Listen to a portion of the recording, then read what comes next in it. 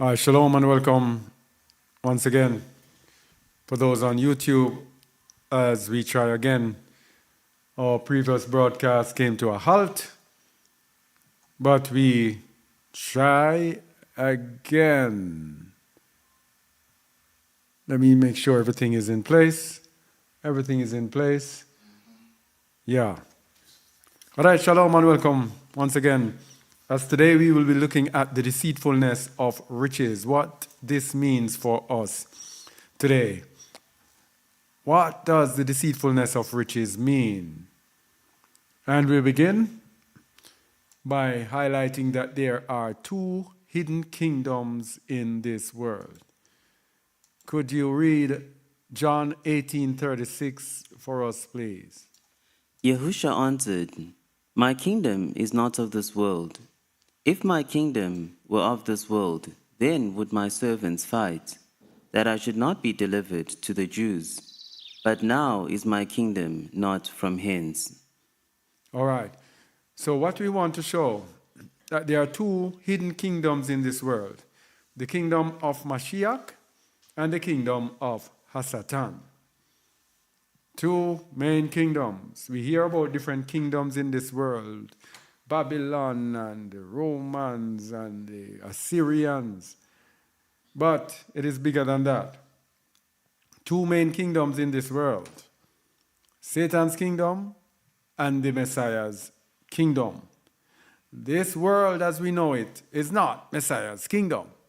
Therefore, by eliminating that, 2 minus 1 equal 1, it leaves us with the kingdom of Hasatan remaining. And let's go to Matthew 4, verses 8 to 10, of 8 to 11, to see the other kingdom that is on this earth. Again, the devil taketh him up into an exceedingly high mountain, and showeth him all the kingdoms of the world. And showed him what? All the kingdoms of the world. So the devil's kingdom is comprised of all the kingdoms of the world. And Hamashiach said, "My kingdom is not of this world." Therefore, we are in Satan's kingdom. This is what many people just cannot, will not. When you understand that, then the word, everything comes easy to understand.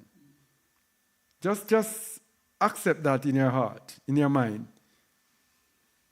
Showed him all the kingdoms of the world. Continue. And the glory of them, and saith unto him, "All these things will I give thee, if thou wilt fall down and worship me." So he has all the kingdoms in the world at his disposal. And he's so cocky. "I'll give you all of these." It sounds like he's the master of all these kingdoms. And of course, he is. But that is one thing that we fail to accept, which is why most of us are in religion and cannot understand the word. You cannot understand the word unless you understand this. Because the Bible is about this. And it is based on this. And if you don't understand this, you will not understand the Bible. Continue. Then saith Yahusha unto him, "Get thee hence, Satan, for it is written, Thou shalt worship Yahuwah thy Elohah, and him only shalt thou serve." So we see that we have a choice in this world. We can either choose to serve Hasatan or we can serve Yahuwah. That is the difference. When we are serving Yahuwah now for us in this time, then we are getting ready for the kingdom of the Messiah. When we are serving Hasatan at this time, then we are serving Satan. And we're going to show how Satan sets up his kingdom for us to serve him. And when Satan was rejected, verse 11 says, Then the devil leaveth him, and behold, angels came and ministered unto him. So when we leave Satan, when we reject his world, that's when he leaves us. As long as we are accepting and participating in Satan's world, he will not leave us alone. Because he will know that he always has a chance of tempting us back into serving him. Very important. So we have a deception in this world, which is not really a deception. It is truth. The deception is, this is God's world. This is the Most High's world, which is true, but there is more to it than that. It is his world, but he has placed it in the hand of Hasatan. That is the part that most people leave out, and most people do not understand, do not bear this in mind when trying to understand the world, understand themselves, understand the Bible. We have to understand that. So, wow.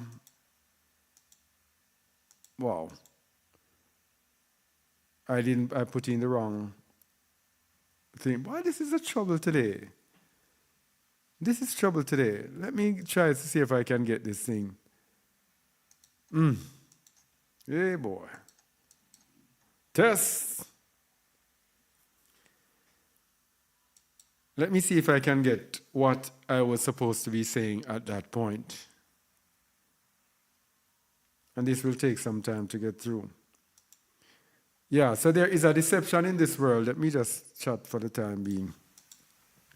There's a deception in this world that this is God's word. This is the Most High's world.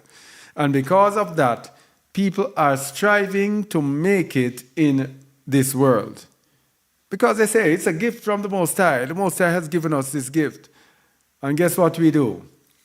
We do everything opposite and contrary to the way and the will of the Most High, with the thought that this is what the Most High gave us to do. That's what we did when we came into this thing. We started trying to make it in this world. But then we got the understanding that this is not the will of the Most High. That he gave us this world as a test. Let me get back to see exactly what I am missing. He gave us this world as a test. Ephesians 6, 11 to 12 shows us the dilemma that we are in. Ephesians 6, 11 to 12. Let me get there, please, because this thing here is a mess. Trying to stop us, but it won't. Go ahead. Put on the whole armor of Elohim, that ye may be able to stand against the wiles of the devil. For we wrestle not against flesh and blood. This is what we need to understand. There are spiritual forces in this world that are fighting against us. And we look on our brothers and sisters as the enemy, and our people, and the people of this world as the enemy. But our enemy is really spiritual, in the background, undercover, working spiritually in the realm that we cannot see to defeat us. Read verse 12. For we wrestle not against flesh and blood, but against principalities, against powers, against the rulers of the darkness of this world. The Rulers of the darkness of this world, against spiritual wickedness in high places. rulers of the darkness of this world. This is Satan's kingdom. The darkness of this world. So we are fighting against them. So when we worship Alua, even though we are in this world, in Satan's kingdom, he gives us the things that are needed. In Ephesians 6, it tells us all the weapons that we need to fight against the wiles or the tricks of the devil. So we are placed in this world, and we don't know what this world is about. Spiritual forces are fighting us in the background, tricking us, deceiving us into falling to them. So we are there looking at natural things. That is why we cannot look naturally. We are looking at natural things that are happening, and we say, oh, that person is doing this and that is that. We are not looking at the spirits that are behind it. that are causing all of these problems. Yes? So this is God's world. No, we are in the world of darkness ruled by Hasatan. And we have to retreat into the ways of the Most High in order to overcome this wicked world. We have to obey. That's why you and I were speaking today, and he said, obedience. The Most High gives us instructions. He leaves us in this, and then he gives us instructions. And say, obey my instructions, and you're good. If you do not obey his instructions, then the devils have the power over you. That's just basically how it is. Because you're natural, looking the natural, but the spirits behind you that you cannot see are there, and the Most High gives us his word in order to give us the eyes, the spiritual eyes, to see.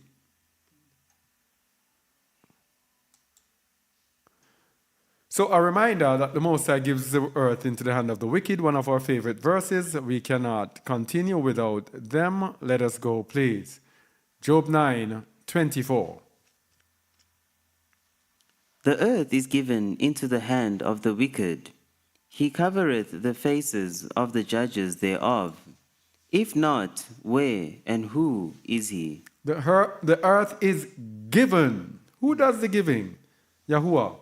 It's his earth, but he gives it into the hand of Hasatan to perfect us, to make sure that there is a people that will be tried and tested and will be able to overcome the devil. Very, very simple. It's so simple, ABC.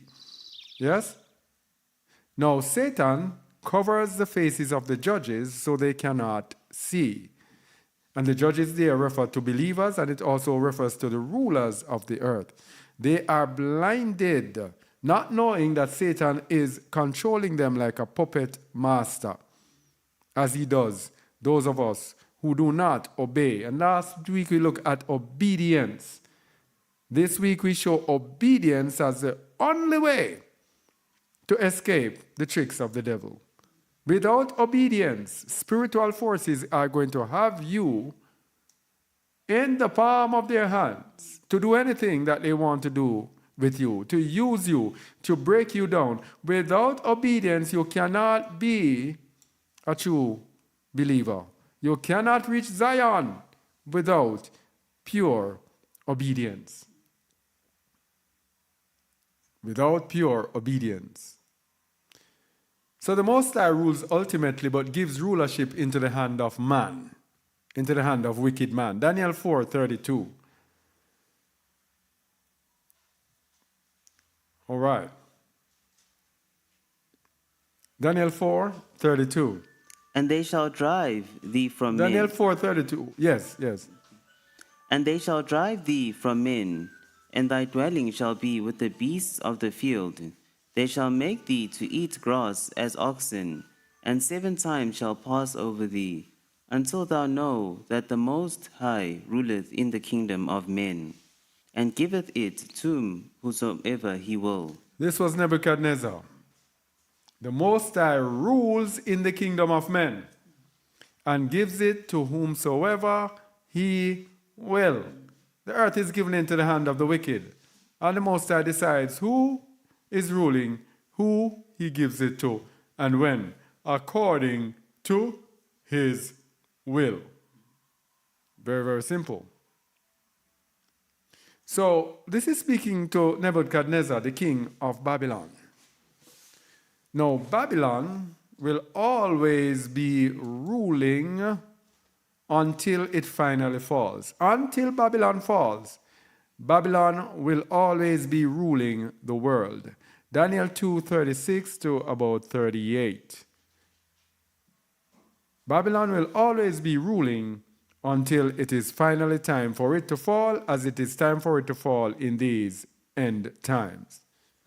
This is the dream, and we will tell the interpretation thereof before the king. Thou, O king, art a king of kings, for Yahuwah of heaven hath given thee a kingdom, power, and strength, and glory. and wheresoever the children of men dwell, and the beasts of the field and the fowls of the heaven hath he given into thine hand, and hath made thee ruler over them all. Thou art this head of gold. The head of gold, wheresoever the children of men dwell. The Most High has given it into the hand of the king of Babylon. And Yahuwah does not change, so it's the same principle. Because it says, Babylon is the head of gold. The head of gold.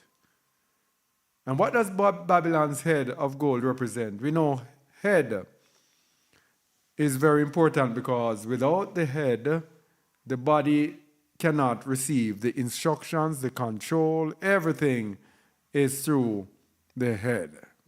Without the head, we are dead. So, with the head, we have hearing. So, Babylon is there to hear us. Babylon sees us, and this is how they work behind the scenes. They spy on us, hearing. They see us, spying on us again. They listen to us, spying again. Now, Babylon the head is also used for thinking. So they sit and think what they're going to do to control us. Then they plan, which is another thing the head is used for. They plan what they're going to do with us and against us. The head is also used for judging, so they judge us. So you have to be wary of Babylon and its judgments. Just like how Babylon USA, you see Trump that's coming out and said, all right, everybody is I'm going to execute this judgment. Every illegal alien resident, we're going to send them away. Yeah? Babylon, the head is also used to decide. So Babylon decides what it's going to do with us. Just like how now Babylon has planned and decided that we're going to have a one world currency. We're going to have a one world government. We're going to do this and we're going to do that.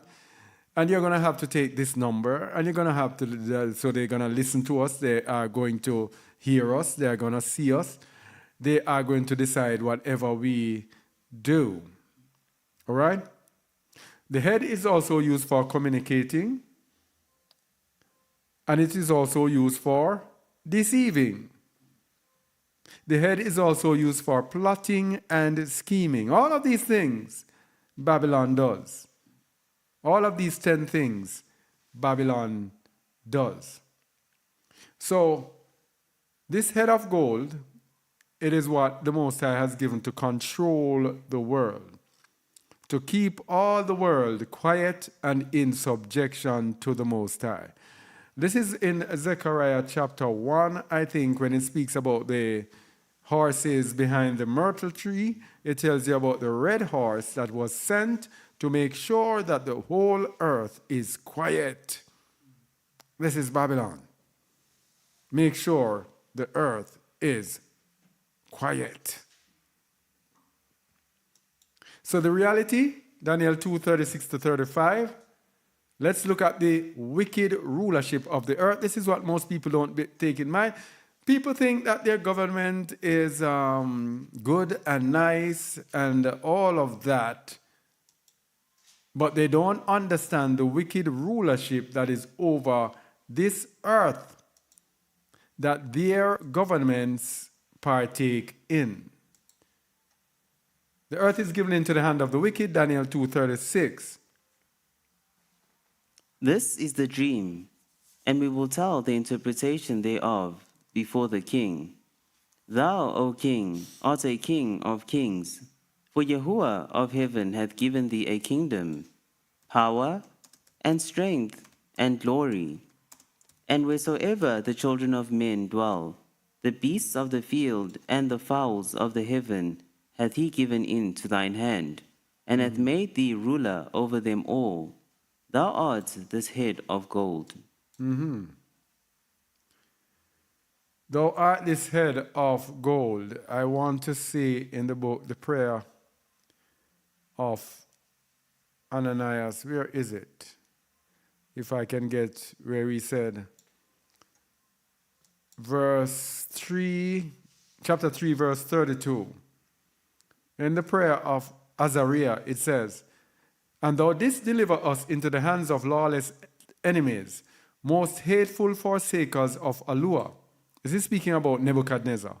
"And to an unjust king, and the most wicked in all the world." Nebuchadnezzar was described in the prayer of Azariah as the most wicked king in all the world. And what did Daniel say to Nebuchadnezzar? Read 37. The earth is given into the hand of the wicked. Read it, please. Thou, O king, art a king of kings, for Yahuwah of heaven hath given thee a kingdom, power, and strength, and glory. So the Most High gave the most wicked king in all the world power, strength, and esteem. People, you have to understand this. I'm saying it over and over again. You cannot understand the Bible unless you understand this. You will be deceived by the nations and the kings of this earth if you do not understand this. I'm saying it over and over again. You have to understand this. The earth is given into the hand of the wicked. Go to verse 38, please. And wheresoever the children of men dwell, the beasts of the field and the fowls of the heaven hath he given into thine hand, and hath made thee ruler over them all. Thou art this head of gold. Continue. And after thee shall arise another kingdom inferior to thee, and another third kingdom of brass, which shall bear rule over all the earth. You see how the Most High does it. One kingdom to the other. One wicked to the other. And in this era, the wicked kingdom that has been given power over the whole earth is the United States of America, modern day Babylon. That is the nation that decides everything in this earth. Which nation is to be exalted, which nation is to be sanctioned, which nation is to be this, and which nation is to get loan, which nation. For example, the other day when the United States came up against South Africa, the South African president had to go to the White House to speak with him. And when he was speaking to him, you could hear the difference. The South African president was like he was speaking as a little boy to a big man. Listen how he speaks to him. Mr. President, and da, da, da, da, da. And Trump was so cocky. They're killing people. You see the difference. Yes? United States is the nation at this time that bears rule over the earth. As much as they are going down and getting down, whatever they say, the nations follow. Continue. Okay. And the fourth? And the fourth kingdom shall be strong as iron, for as much as iron breaketh in pieces and subdueth all things, and as iron that breaketh all things shall it break in pieces and bruise. All right. We can stop there because we just want to show that the Most High gives the world into nations to control the entire world. The entire world.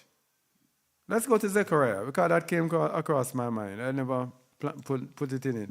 Zechariah 1, verse 8. Well, verse 7. Start at verse 7. That's the background. Upon the 24th day of the 11th month, which is the month Sabbath, in the 2nd year of Darius, came the word of Yahuwah unto Zechariah, the son of Berechiah, the son of Iddo, the prophet, saying, I saw by night, and behold, a man riding upon a red horse, and he stood among the myrtle trees that were in the bottom, and behind him were their red horses, speckled and white. Then said I, O my master, what are these? And the angel that talked with me said unto me, I will show thee what these be. And the man that stood among the myrtle trees answered and said, These are they whom Yahuwah hath sent to walk to and fro through the earth. To walk to and fro through the earth. And when Yahuwah was speaking with Satan, he said, Where are you? What's going on? And Satan said, I'm walking To and fro throughout the earth. How does Satan walk to and fro through the earth? Through the wicked nation, the wicked kingdom that is under his control. The world kingdom that is under his control. Verse 11. And they answered the angel of Yahuwah that stood among the myrtle trees, and said, We have walked to and fro through the earth, and behold, all the earth sitteth still, and is at rest. That is their job. Job or Job 1 verse 7. That is their job. Let's go to Job 1 verse 7. And Yahuwah said unto Satan, Whence comest thou? Then Satan answered Yahuwah and said, From going to and fro in the earth, and from walking up and down in it. That's what the Most High gives Satan the power to do, and he does it through the nations. So your United States is ruled by the devil. That's why they say on their dollar bill, in God we trust. In fortune we trust. And everybody is talking, oh, we are such a godly nation, and we are so this and so that. No, God is an idol. United Nations, the United States, walks to and fro in the earth to make sure that the earth sits still. Let's continue in Zechariah.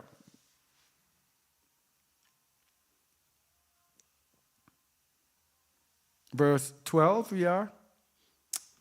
Then the angel of Yahuwah answered and said, O Yahuwah Sabaoth, how long wilt thou not have mercy on Jerusalem and on the cities of Yehudah, against which thou hast had indignation these 70 years? You see how current this is? This was Babylon back then, but Babylon now. So these nations, United States and company, were there to make sure that the earth is still. And the angel is saying, but how long now? How long?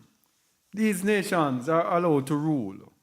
When your nation, Judah, the children of Yasharal, are out in the cold. Let's see what the Most High is going to say. And Yahuwah answered the angel that talked with me with good words and comfortable words. So the angel that communed with me said unto me, Cry thou, saying, Thus saith Yahuwah Sabaoth, I am jealous for Jerusalem and for Zion with a great jealousy. And I am very sore displeased with the heathen that are at ease. That are? At ease. At ease. The heathen act as if they will rule forever.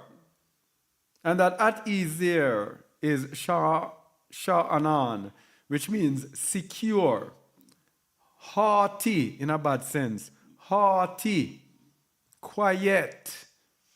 Yes? They act as if, you see what Donald Trump is doing, just kicking out people and doing all sorts of things, acting as if he is the Most High on this earth. The Most High says, I'm very sore displeased with them. Continue. For I was but a little displeased, and they helped forward the affliction. Therefore, thus saith Yahuwah, I am returned to Jerusalem with mercies. My house shall be built in it, saith Yahuwah Sabaoth, and a line shall be stretched forth upon Jerusalem. the Most High is speaking now, people. Go ahead. Cry yet, saying, Thus saith Yahuwah Sabaoth, My cities through prosperity shall yet be spread abroad, and Yahuwah shall yet comfort Zion, and shall yet choose Jerusalem. That is the word. I didn't even have this planned, but you see what it is saying. So Babylon is this head of gold, and we have this wicked rulership that is always over this earth, United States being the one now that wicked rulership upon this earth. So because the earth is given in the hand of the wicked, in the hand of Babylon, we live our lives to make it in the deception of God's world as we think. And Babylon benefits from it through deception. And the deception all begins with their education. Education. You see, Babylon takes us. There is a reason why you have like compulsory education in some countries. And if you don't send your child to school, you will get into trouble. And all of those things. It is part of Babylon's deception in order to take your children. Because we don't know that when we give up our children to these people, it's like giving up our seed to Moloch. Because we give our child into a system where they are going to be corrupted with lies and polluted and made to go against the way on the will of the Most High. So it begins with Babylon's education system, brainwash, which brainwashes us to serve their system, to serve man's system. In the scriptures never told us to send us to man's schools. It told us that we must teach our children his Torah, his law, and to fear him. Deuteronomy 4, verse 10.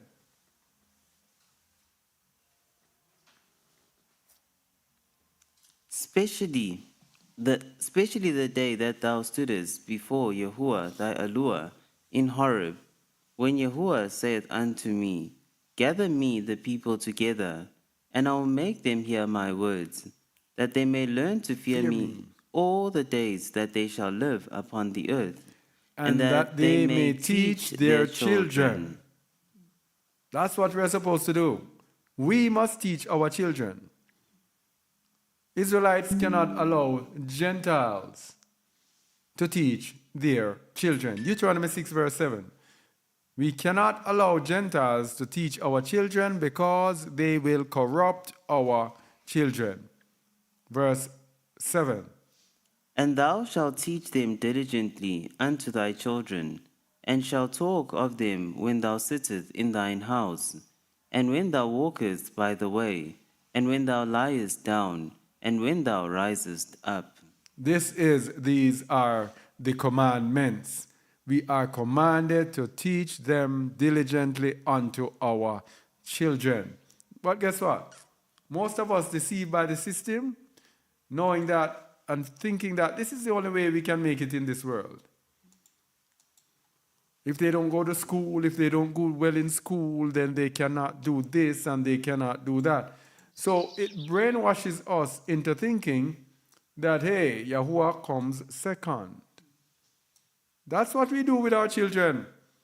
We make Babylon's world come first, and Yahuwah's way and will comes second. Deuteronomy 11, verse 19.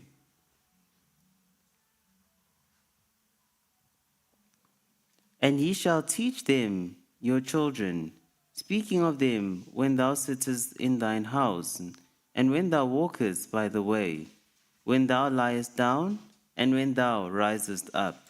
All right.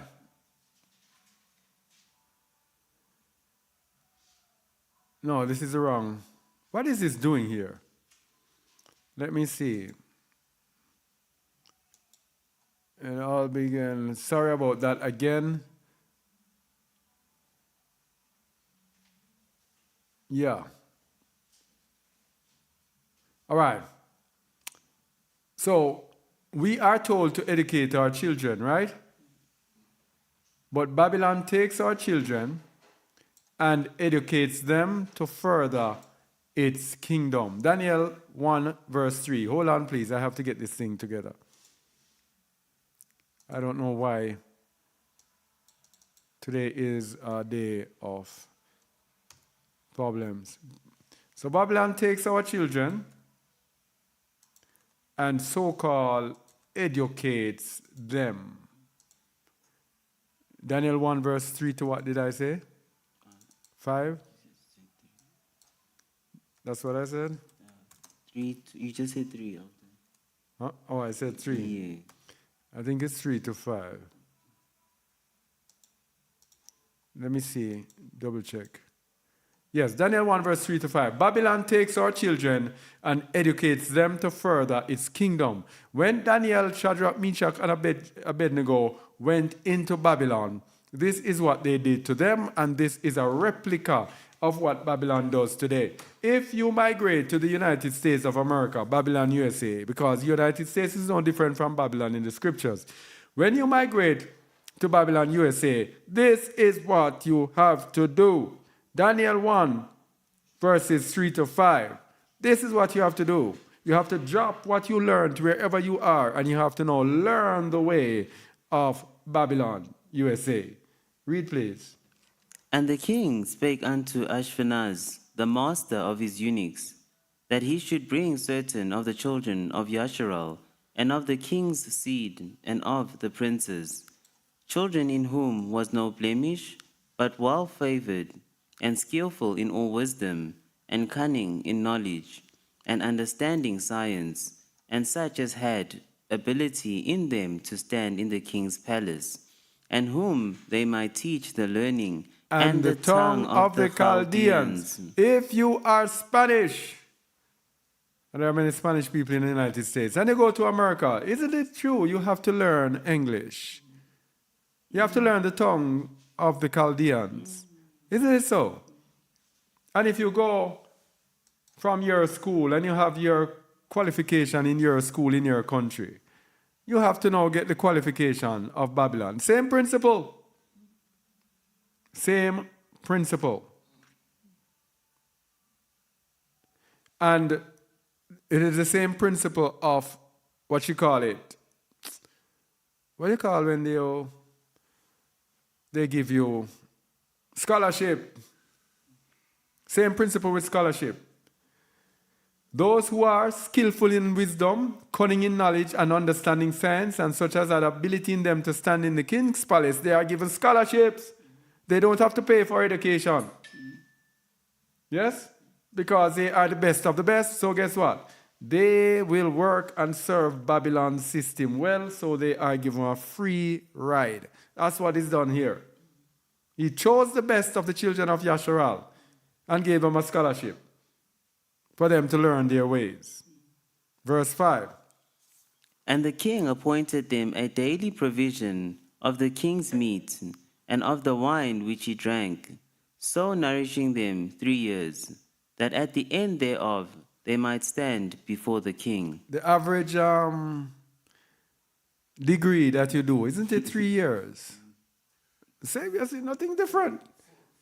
4 years. Well, I know back in Jamaica it's like 3 years for 1 degree.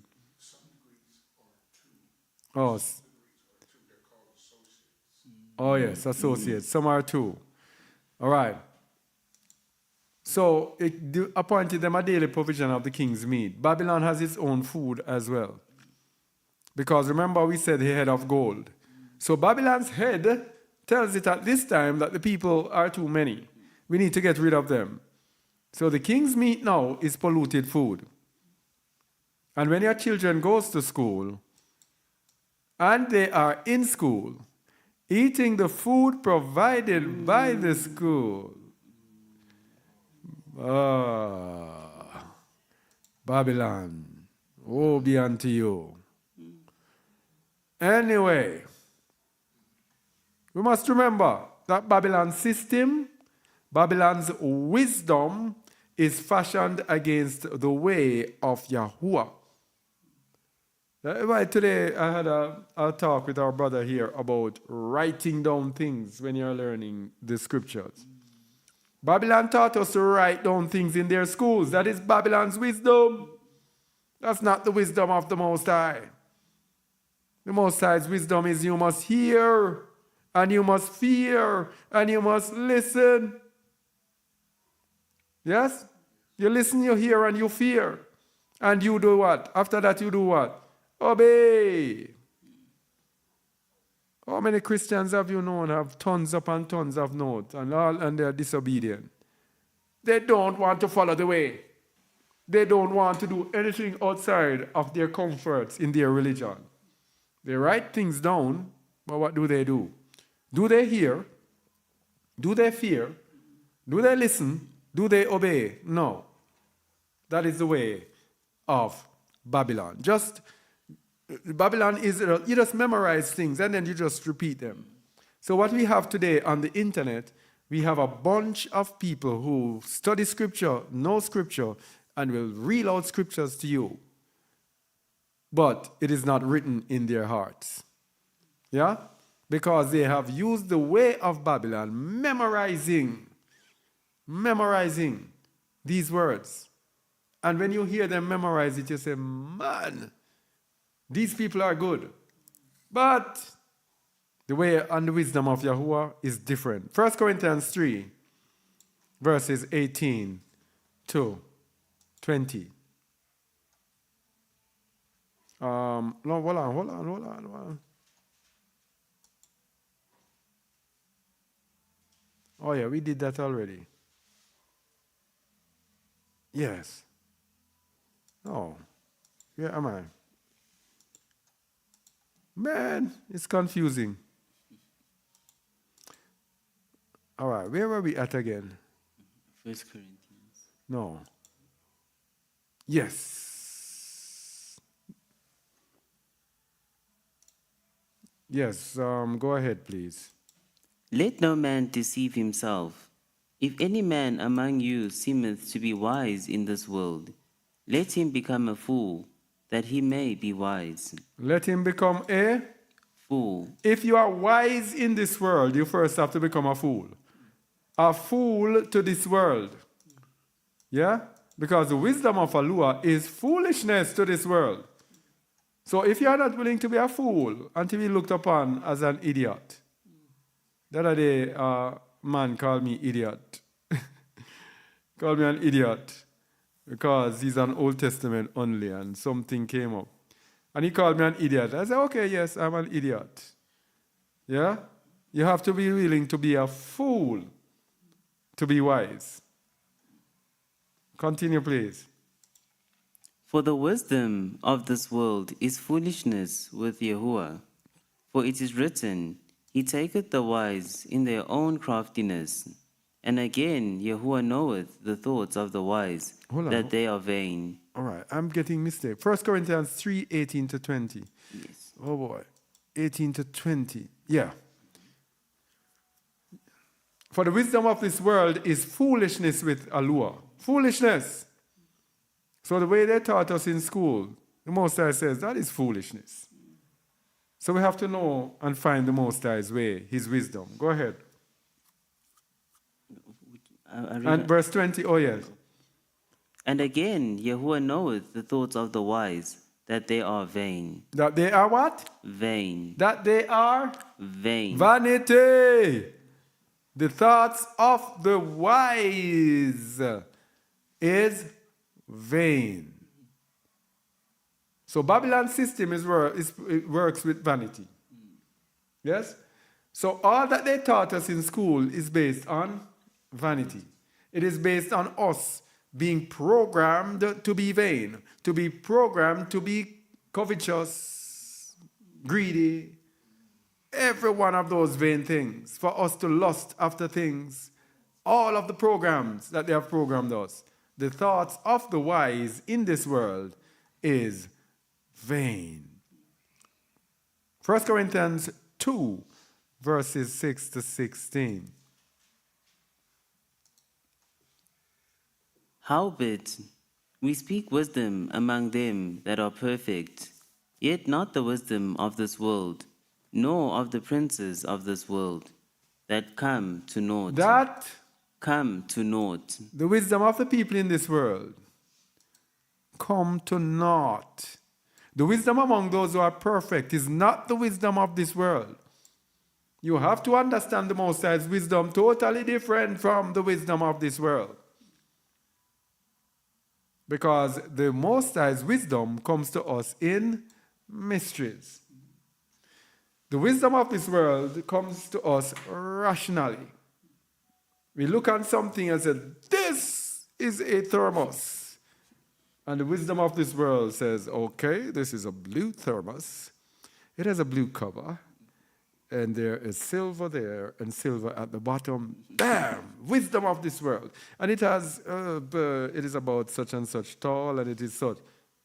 What you can see. But the wisdom of Yahuwah is in a mystery, a spiritual mystery that you cannot see. That's the big difference.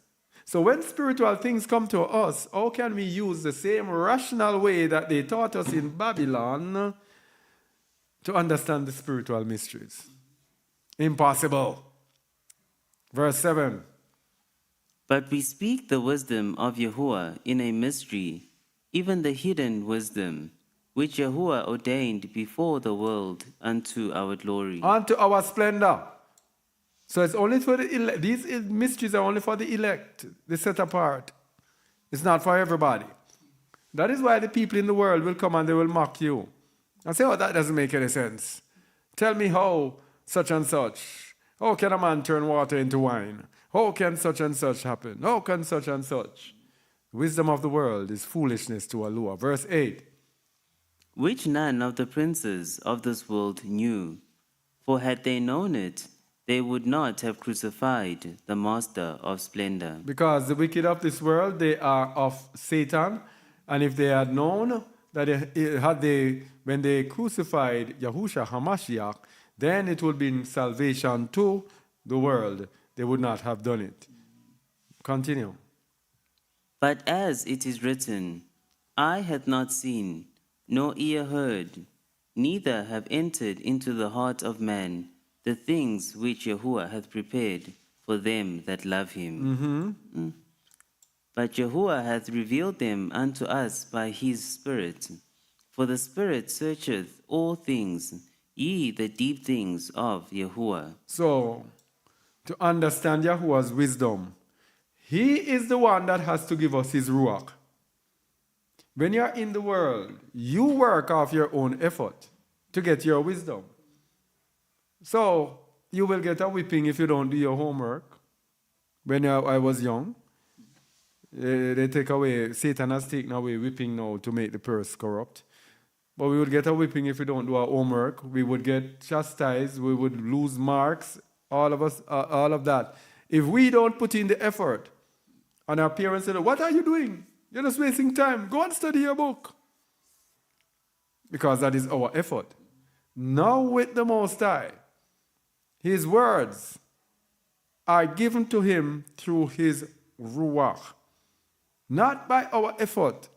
That is why I tell you people, if you are studying to people who are studying and slaving over the word, and that is how they get their inspiration, you're going to be deceived. Because they are using Babylon's wisdom in order to teach you. It has to be spiritually received and spiritually delivered. Verse 11. For what man knoweth the things of a man, save the spirit of man which is in him? Even so the things of Yahuwah knoweth no man, but the spirit of Allah. So the spirit of Allah has to be given us for us to receive of the things of Allah. Verse 12. Now we have received not the spirit of the world, but the spirit which is of Yahuwah, that we might know the things that are freely given to us of Allah. So people, I wanted to see the difference between this worldly wisdom that they taught us in Babylon's schools. Because the Most High told us that we must teach our children his commandments and teach our children to fear him. That is when he would give us the spiritual wisdom. But no, we listened to Babylon and we handed our children over to Babylon and to Hasatan to take them in their system, tell them lies, and to program them to love materialism, program them for success in Babylon so that they have no desire, little or no desire for the things of Yahuwah. Verse 13. Which things also we speak, not in the words which man's wisdom teacheth, but which the Ruach HaKadosh teaches, comparing spiritual things with spiritual. You see the difference? You see the difference? You seen the difference with what we spoke today? Yes, sir. I Yes? Not in the words which man's wisdom teacheth, but which Ruach HaKadosh teacheth, comparing spiritual things with spiritual, not natural things with spiritual. Verse 14. But the natural man receiveth not the things of the Spirit of Yahuwah, For they are foolishness unto him. neither can he know them, because they are spiritually discerned. They are spiritually discerned. That's the difference. So when we disobey the Most High and take our children, why do you think it is so hard now? When we take our children and send them to schools to go through this system, why do you think it's so hard for us to recover them? They reach a point now when you bring Yahuwah to them, they don't want to hear about that. They are interested in chasing after this world because that is the program. That is what we gave them up to Moloch to do. To program them for the desire and the lust of the flesh. And they now tell you that they want to do this and they want to do that and they want a car and they want this and they want that. They don't want Yahuwah anymore. Had you programmed them from the beginning, as the Most High told you? Yes? And we have a very good opportunity today. We have homeschooling. We can take our children and homeschool the children. But we are going to continue to give them because we continue to chase after Babylon. So, we have to understand Babylon, that demonic spirits operating in Babylon are sent to lead the world away from Yahuwah. Remember, we are just laying the foundations. We're dealing with the deceivableness of riches. Because what we're doing, we're showing how Babylon lays the foundation for us to desire wealth, to desire riches through its education system. By educating, so-called educating us, they get us into their trap. Jubilees 15, verse 30. To 32. Jubilees 15, verse 30. For Ishmael and his sons and his brothers and Esau, Yahuwah did not cause to approach him, and he chose them not because they are children of Abraham, because he knew them, but he chose Yasharal to be his people. And he sanctified it and gathered it from amongst all the children of men. For there are many nations and many peoples, and all are his. And over all he placed Ruachoth in authority to lead them astray from him. All right. Over all the nations, he placed Ruachoth in authority to lead men astray from him. But Yasharal was spared. And we dare say, Yasharal that is in righteousness is spared. Verse 32. But over Yasharal he did not appoint any angel or Ruach, for he alone is their ruler. And he will guard them and require them at the hand of his angels and his Ruachoth, and at the hand of all his powers, in order that he may guard them and bless them, and that they may be his and he may be theirs from henceforth forever. So he placed spirits over the nations to draw them away from him. That is why the nations don't know Yahuwah. That is why all of them worship God. Because the Most High placed spirits in order to draw them away from them. Yahuwah does not want to have anything to do with them. Except there is a remnant from each of them where the people will have a heart now to turn to Yahuwah with all their hearts. Then he will accept them. Okay? But when Yasharal is in captivity, Yasharal is also led astray by Babylon's demons. Jeremiah 51, verse 7.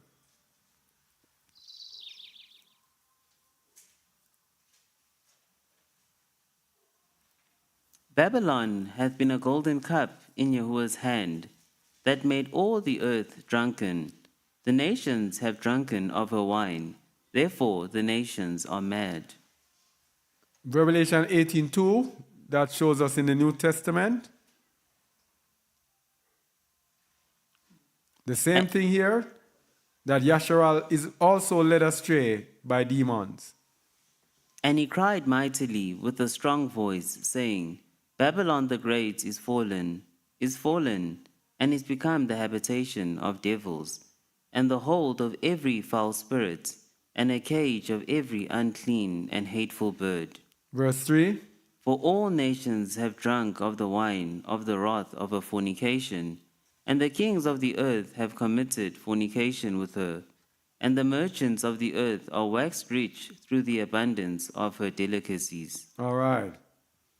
So to escape these demons now that they just spoke about, the Most High gave us one remedy. And it seems like we always come back to the same place. The more we get the teachings, the more it says the same thing. The remedy to escape these demons.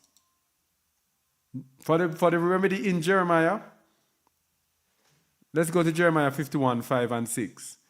To escape the golden cup of Babylon when the whole earth is drunken, what does the Most High say we must do? Jeremiah 51, 5 to 6. For Yasharal hath not been forsaken, or Yehuda of his allure, and of Yahuwah Sabaoth, though their land was filled with sin against the Holy One of Yasharal. Flee out of the midst of Babylon. Okay. You see the remedy? Simple. Simple. The more things change, the more they remain the same. No matter how you combine the verses, it all comes back to the same thing. Read 6, please.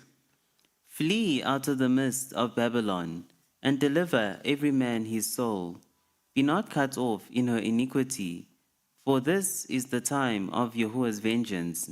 He will render unto her a recompense.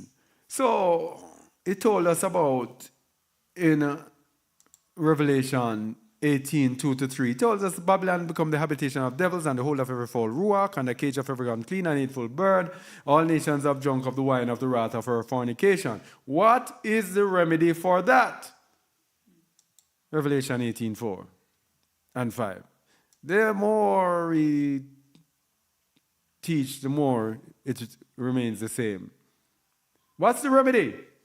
And I heard another voice from heaven saying, Come out of her, my people, that ye be not partakers of her sins, and that ye receive not of her plagues. Why would you receive of her plagues? And why would you be partaking of her sins? Continue.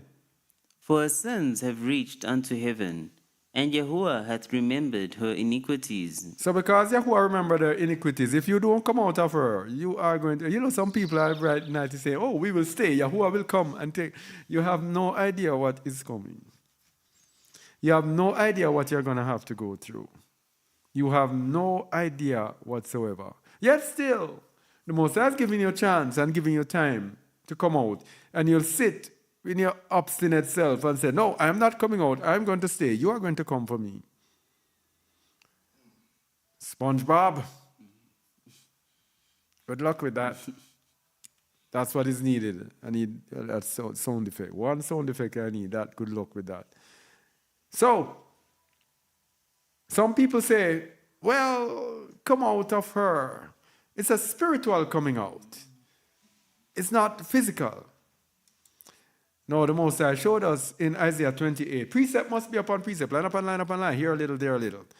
How we understand scriptures and doctrines. Yes? 1 Thessalonians 5:23. Remember, we are physically in Babylon, so it's our bodies. 1 Thessalonians 5:23 tells us that our bodies must be preserved blameless, not only our spirit. Read it, please. And the very allure of peace sanctify you wholly. And I pray, Yahuwah, your whole spirit, and soul, and body be preserved blameless unto the coming of our Master, Yahusha HaMashiach. So what they're actually saying is that, hey, you know what? Preserve your spirit. Don't care about the body. But the body also has to be preserved blameless. So what do? You stay in Babylon, where Babylon is going to kill you with their garbage food polluting your temple from now till next million years. Yes? And polluting you with all those false spirits and all that. And what these false spirits do, these false spirits are there to get you to err. You have to understand these false spirits that are in Babylon. They are there to get you to err, to sin, and therefore not make it to the kingdom. So your whole spirit and soul and body must be preserved blameless. 1 Corinthians 3:16-17. What if we defile our bodies, our literal bodies? Because 1 Corinthians 3:16-17 was speaking about your literal bodies. Know ye not that ye are the temple of Allure, and that the Spirit of Yahuwah dwelleth in you? If any man defile the temple of Yahuwah, him shall Allure destroy. For the temple of Yahuwah is Kadosh, which temple ye are. Our bodies have to be preserved, people. And that is just what we want. We just want to put that there because every time there are people who are saying, oh, it's a spiritual coming out, we have to put in this one. Okay? But let's get back to the point about riches, the deceitfulness of riches. So we have been speaking about Babylon and Babylon's strategies, education, and we have been saying that it is there to get us to err. And there to get us to follow their system and enrich their system. Now, Babylon's strength is in her riches. That's all Babylon is made up of. Riches. That is why Nebuchadnezzar could go on the balcony and look out and say, oh, look at Babylon that I have built. It's so big and beautiful. Babylon, USA. Again, when I used to, back in the days, go to the United States, and when the airplane was over USA, it was such a beautiful spectacle to see the power of these cities that you are going into. And how beautiful they are, and you see everything spread out. And when the plane is flying low, you see the power of Babylon. Her strength is in her riches. Revelation 18, verse 11, and then we'll go 14 to 18, then 23. Babylon's strength is in her riches. That is why Babylon programs us to love riches, to go after riches, to go after money. That is what has stained us as believers. Let me cut it short. That is what has stained us as believers. That is make it impossible for many of us to even flee out of Babylon. It is this addiction with going after Babylon's riches. Babylon has done a number on you, on us, on we, that we cannot even let go of we cannot even cherish the thought of coming out and giving up everything. But guess what? Giving up everything is what is needed to serve Yahuwah. You cannot serve Allure and Mammon. Or else you're going to love one and hate the other. You're going to hate one and love the other. Yeah?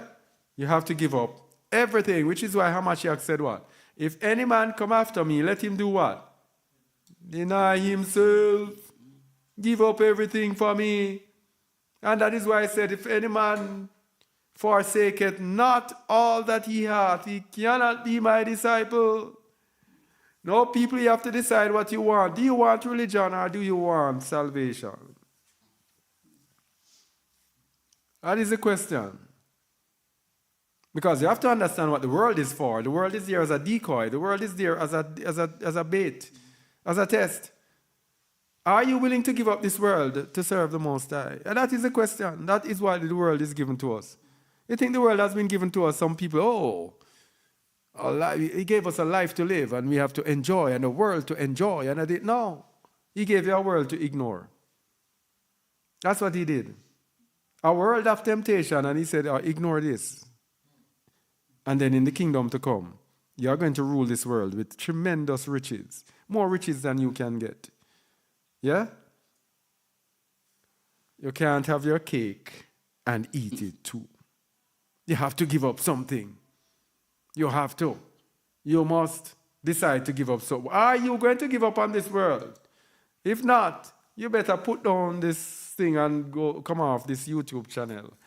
Go somewhere else where they will tell you nice things. They will tell you what you want to hear. But on this channel, you're going to hear the truth for salvation. Yes? Revelations 18:11. And then what did we say? 13 and 14. And the merchants of the earth shall weep and mourn over her, for no man buyeth her merchandise any more. Babylon is all about buying and selling. All about merchandising. So whatever you do in Babylon, it is to fit into their system. It is either to be involved in the buying and selling, or you are serving something or someone that is involved in this buying and selling. Very simple. You are being used in Babylon for the rich merchants. These are the merchants who are weeping. These are the companies, the multi-billion-dollar companies that run this earth. 13 to 14? No, 14 to 15. And the fruits that thy soul lusteth after are departed from thee. All right. So Babylon is there to make us lust. That's what Babylon is there for. That's what they sent us to school to do. To learn to lust. To learn to covet. We look at other people. I want to be like that. What do they tell you when you go to school? What do you want to be when you grow up? And then they will have career day. I don't know if they do it in their country. Where the children dress up like soldiers, police. And to brainwash them now from you were born. To want to be that, to fit into their system. You see? Babylon is built for brainwashing. Continue. And the fruits? And the fruits that thy soul lusteth after are departed from thee, and all things which were dainty and goodly are departed from thee, and thou shalt find them no more. So where did you get it from? The merchants. And how did the merchants get rich through it? Through Babylon. Verse 15. The merchants of these things, which were made rich by her, By Babylon, shall stand afar off for the fear of her torment, weeping and wailing. all right. You don't even need to go further. That's how the system is, people. We were programmed to go after riches. Many of you are listening to this today and you have heard, flee out of the midst of Babylon, and you're stuck. Stuck. And you don't know why. I'm telling you why today. Programming of riches. Two reasons make people stuck. Riches and family. And all of these, the antidote for all of these in the scripture. With family, Hamashiach said, if you don't hate your brother, your mother, your father, your sister, your wife, your whatever, you cannot be my disciple. And yet still you're there running over. Oh, my daughter. Oh, my son. Oh, my husband. Oh, my wife. Oh, my sister. Well, I don't even know about the wife because I don't even know if the wife has a right to leave the husband. That is something that I have been studying. But otherwise, if Yahuwah reveals it to me, then I will speak it. But we get stuck because of the programming of Babylon. Continue, please. And saying? And saying, Alas, alas, the great city that was clothed in fine linen and purple and scarlet and decked with gold and precious stones and pearls. For in 1 hour so great riches is come to naught, and every shipmaster and all the company in ships and sailors and as many as trade by sea stood afar off. Yep. When you pay for goods, you pay what? Shipping and handling. Shipping and handling. Babylon, USA, the headquarters of it all. Verse 18. And cried when they saw the smoke of her burning, saying, What city is like unto this great city? Let's go to verse 23 now to see COVID-19. Read it, please. And the light of a candle shall shine no more at all in thee, and the voice of the bridegroom and of the bride shall be heard no more at all in thee. For thy merchants were the great men of the earth, for by thy sorceries were all nations deceived. Read 24. And in her was found the blood of prophets and of saints and of all that were slain upon the earth. COVID-19 in verse 23. Yeah? And in verse 24, it tells you the judgment. That all that the prophets went through from way down, that judgment is going to come on Babylon. End time Babylon. Babylon, USA. I'm sorry for you. I'm sorry for you. In her was found. That means the judgment is guilty for all the blood of the prophets and of the saints and of all that were slain upon the earth. And then now, our people now, who say they are followers of the way, are saying, no worries, I'm going to stay in there. Let me continue, yeah? You can stay there. So to come out of her means giving up her riches. When it says come out of her, my people,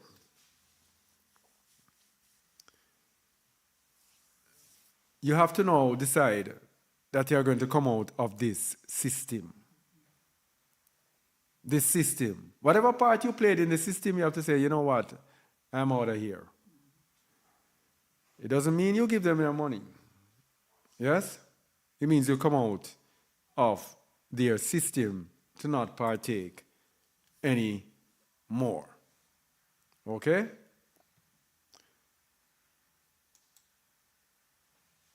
So to come out of her means giving up her riches. Let's go to Zephaniah 3, 12 to 17.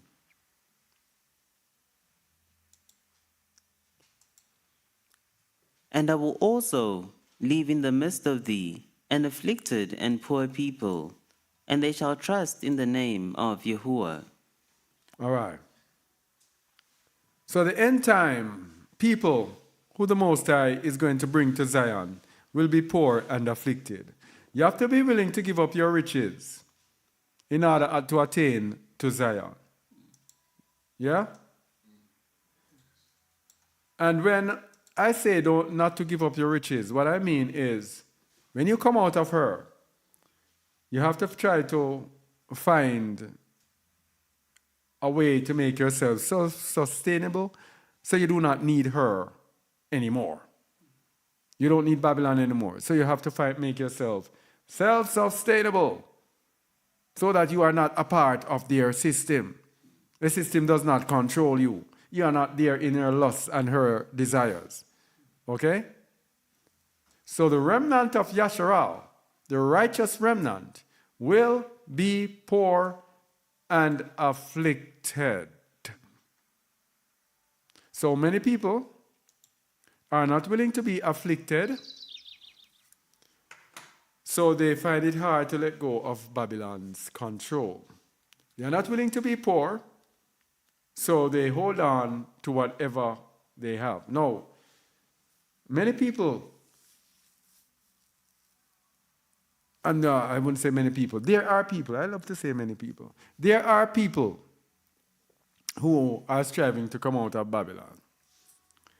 And there is materialism that is holding them up. Man, you pray to the Most High. And if you don't pray to the Most High, maybe it's the will of the Most High that you be that rich young ruler. That you do not let what you have hold you back. I'm going to tell you the truth. There are some people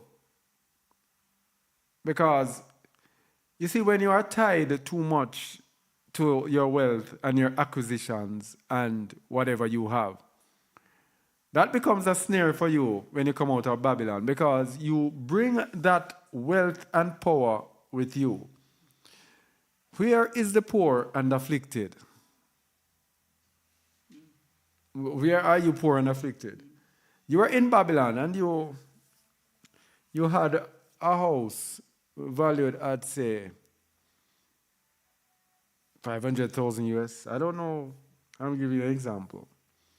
And you come out of her and you sold it.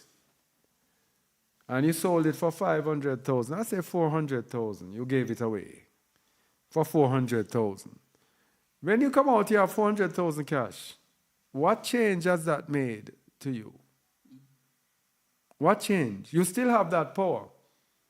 You still have that wealth, which can be a snare to you. And we're going to show somehow how rich people can find their way to salvation. Now, the good news is for the poor. Luke 4, verse 18. The good news is for the poor. Now, I want you to look at the slides because we're cutting some of them for the sake of time. Luke 4:18. The Spirit of Yahuwah is upon me, because he hath anointed me to preach the gospel to the poor. To the who? To the poor. To the Poor. So when we're talking about gospel, the gospel is not for everybody. The gospel is not for the rich. It's for the poor. Now, if you're not willing to make yourself poor now, which gospel is it for you? Because if you go to the gospel in Isaiah 61, where Hamashiach read this from, you will see all over that it is for the poor. The Most High succors the poor and needy, the humble, the meek. That is who the gospel is for. So read verse 18 again, please. The Spirit of Yahuwah is upon me, because he hath anointed me to preach the gospel to the poor. He hath sent me to heal the brokenhearted, to preach deliverance to the captives, and recovering of sight to the blind, to set at liberty them that are bruised. All right. So the gospel is for the poor. But guess what? The loss of Babylon is hard to overcome, hard to reject. Go to Joshua 7 verses 20 to 21. The loss of Babylon, and this hasn't been now, from way back in the time of Joshua. You see, Babylon, nothing has changed. From way back in the time of Joshua, Babylon's loss was hard to overcome.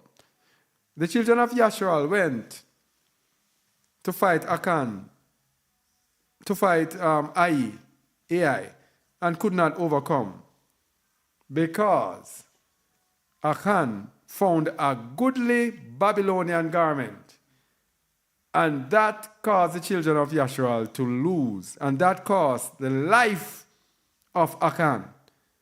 Read 7:21, 20 to 21, please.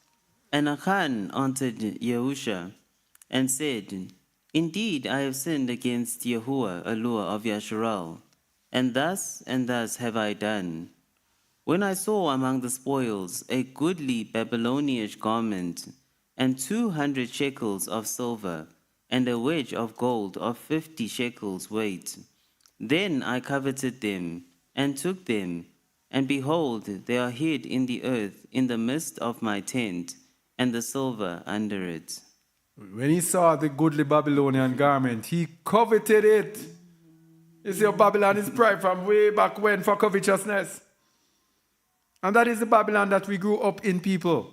And this is the Babylon that we are finding hard to overcome, because we have been grown and programmed for covetousness. The Babylonian garments are so tempting. That is why you have those fashion shows and you have these girl boys striving on the place like they're girls with some strange looking garments, and these are Babylonian garments and some pencil-thin girls, some strange-looking girls that men would not even find attractive, modeling some clothes. Babylonish garments. Yes?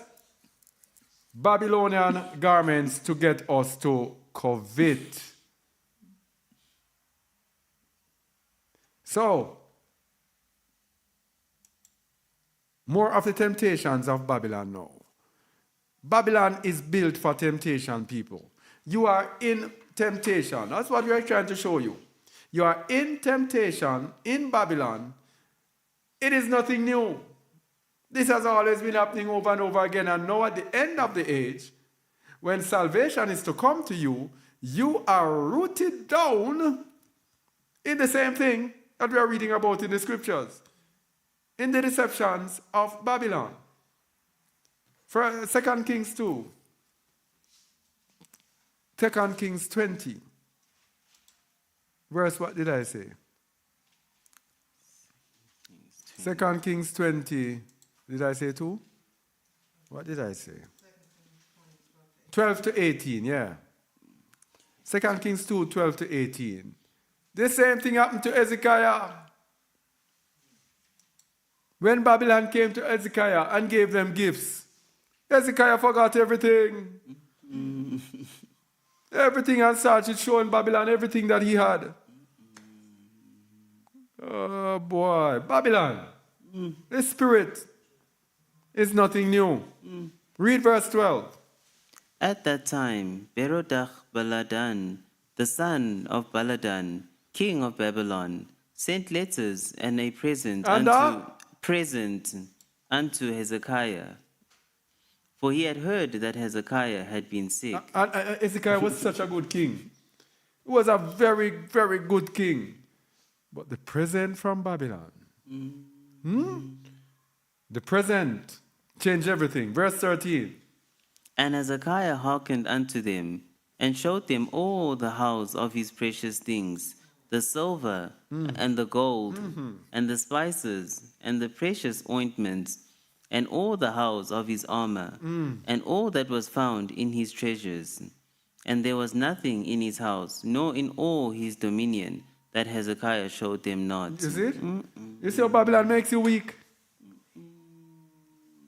Man, that makes you become a fool. In Jamaica, we call it fool. Double emphasis to show you that we are really stupid. In Jamaica, they say, oh, you're so fool. Which means you're really, really dumb. Really, really stupid. Yeah? Continue. Then came Isaiah the prophet unto King Hezekiah, and said unto him, What said these men? And from whence came they unto thee? And Hezekiah said, They are come from a far country, even from Babylon. And he said, What have they seen in thine house?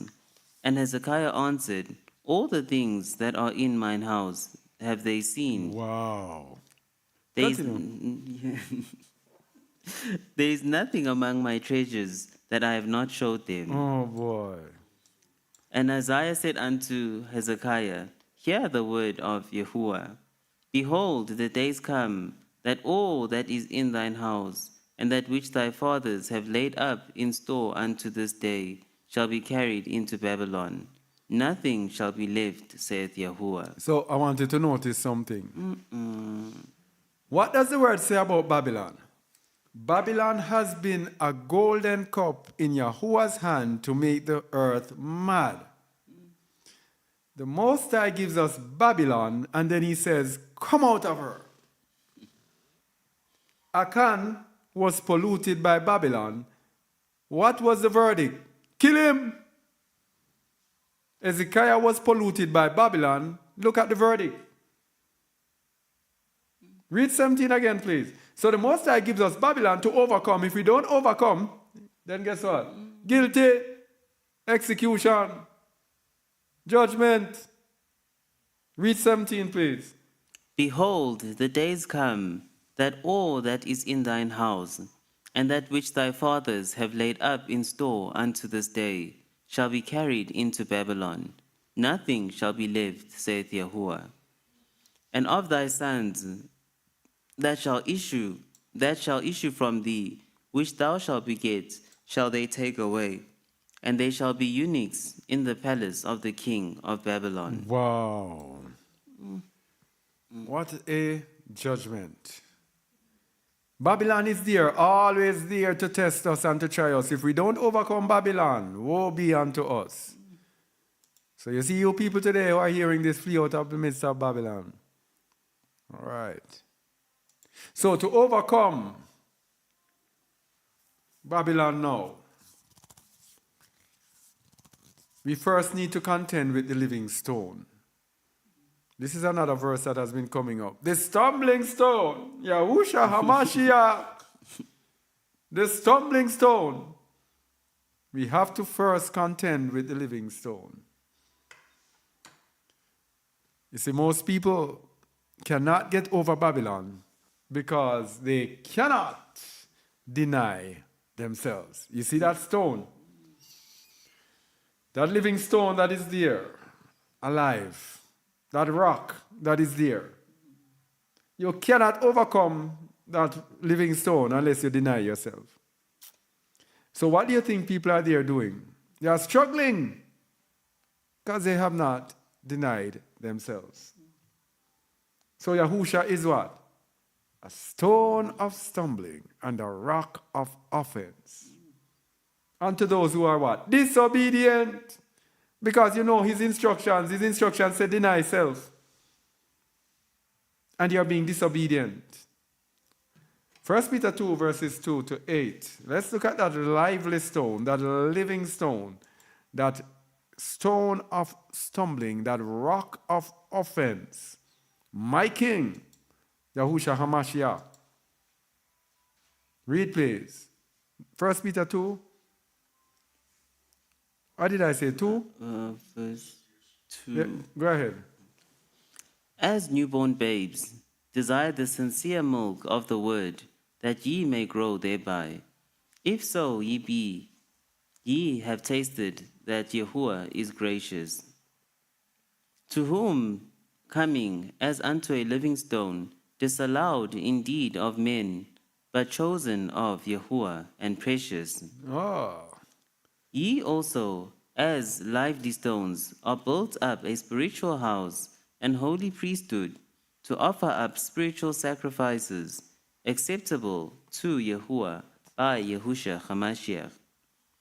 Wherefore also is it contained in the scripture, Behold, I lay in Sion a chief cornerstone, Elect, precious, and he that believeth not, no. he that believeth on him shall not be confounded. Unto you, therefore, which believe, He is precious. But unto them which be disobedient, the stone which the builders disallowed, the same is made the head of the corner, And a the stone of stumbling, and a rock of offense, even to them that stumble at the word, being disobedient. Whereunto also they were appointed. So Yahusha is the stumbling stone. You have to overcome the stumbling stone. And the stumbling stone says, if any man come after me, let him deny himself. Man, who is going to do that? So to overcome and to abide in the stumbling stone, we first need to abide in Yahusha HaMashiach. To overcome the lust of Babylon, we have to abide in HaMashiach, John 15, 5 to 9.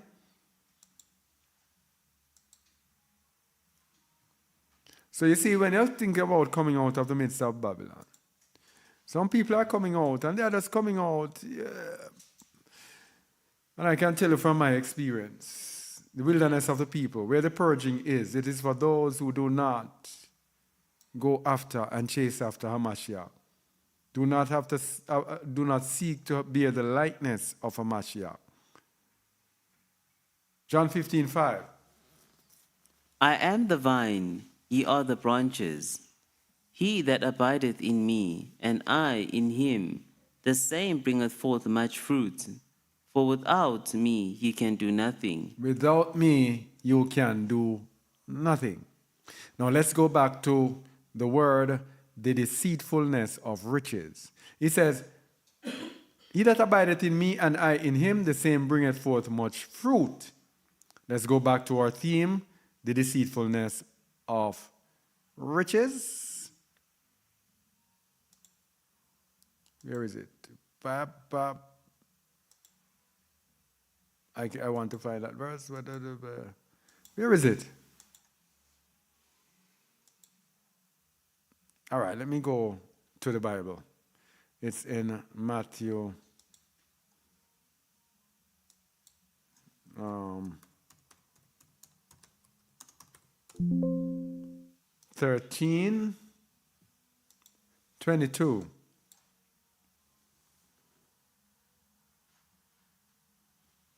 He also that received seed among the thorns is he that heareth the word, and the care of this world, and the deceitfulness of riches choke the word, and he becometh unfruitful. So we're only going to look at this, and he becometh unfruitful.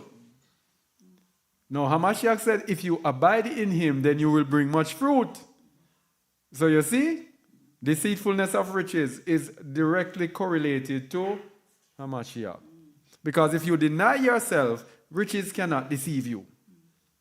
I want you to understand what I'm saying. If you deny yourself, riches cannot deceive you because you will not be motivated by materialism. Therefore, you can now bring forth much fruit. But if you do not deny yourself, if you do not abide in Yahushua HaMashiach, then you will be caught up in the deceitfulness of riches.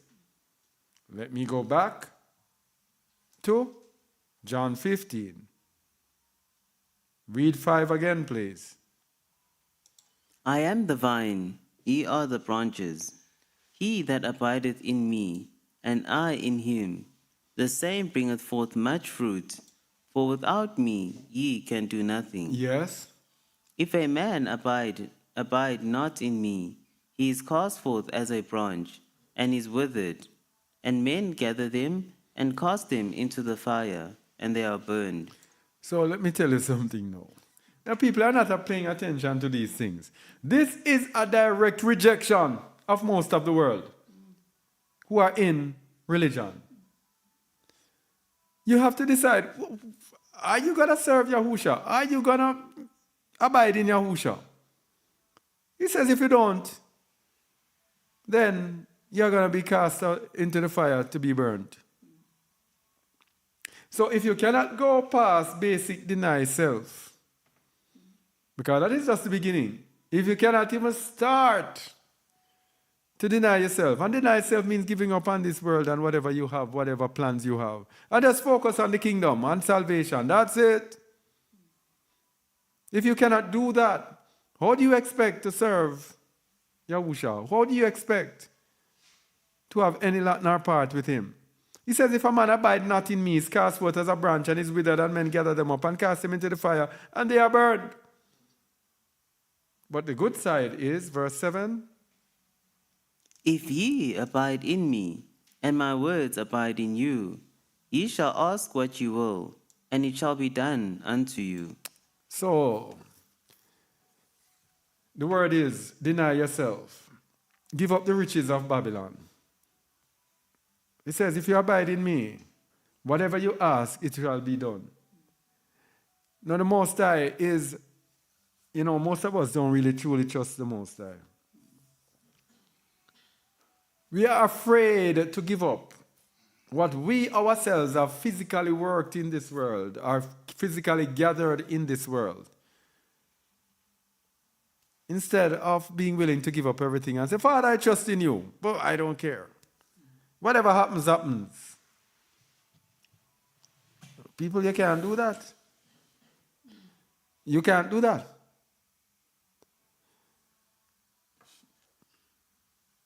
The word says, one, obey them that have the rule over you. And it says, whose faith follow.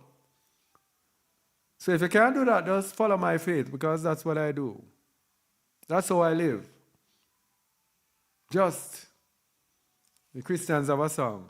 One day at a time, sweet JC. That's how I live. I don't know what's going to happen tomorrow. But guess what?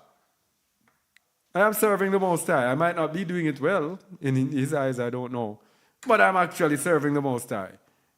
And I can actually say these words about denying self and giving up everything. I know that I'm not playing a hypocrite. Yes?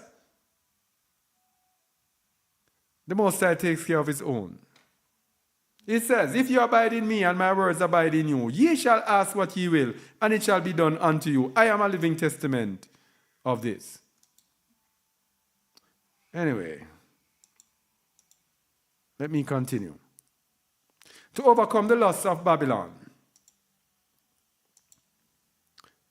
Yahusha gives us an open door to come out. You see, it's always going back to the same place. Yahusha gives us an open door so that we can overcome the lusts of Babylon. Because we're going to show you how riches deceive us in the end. I'm going to leave that to the end. How materialism deceives us. So, the Most High knows that He's going to sort out Babylon in the end. He knows that all of His wrath is going to be poured out in Babylon. But to His elect, He says, you know what? Come out of her. Revelation 12:13. And when the dragon saw that he was cast unto the earth, he persecuted the woman which brought forth the man-child. Mm-hmm. And to the woman were given 2 wings of a great eagle, that she might fly into the wilderness, into her place, where she is nourished for a time and times, and half a time, from the face of the serpent. All right. So the Most High provides a way. He gives 2 wings of a great eagle, that she might fly into the wilderness, into her place. The Most High makes provision for the woman to escape. But to come out, we have to overcome Babylon. So we are given these things, but first we have to overcome Babylon. We are given the opportunity, but we have to overcome Babylon. Isaiah 30, verse 8 to 11. Isaiah 30, verse 8 to 11. Now go, write it before them in a tablet, and note it in a book, that it may be for the time to come, forever and ever. No, this is the wrong one. Man, what a whole lot of mix-up today. I don't think this is the right one. Let me see, verse 11.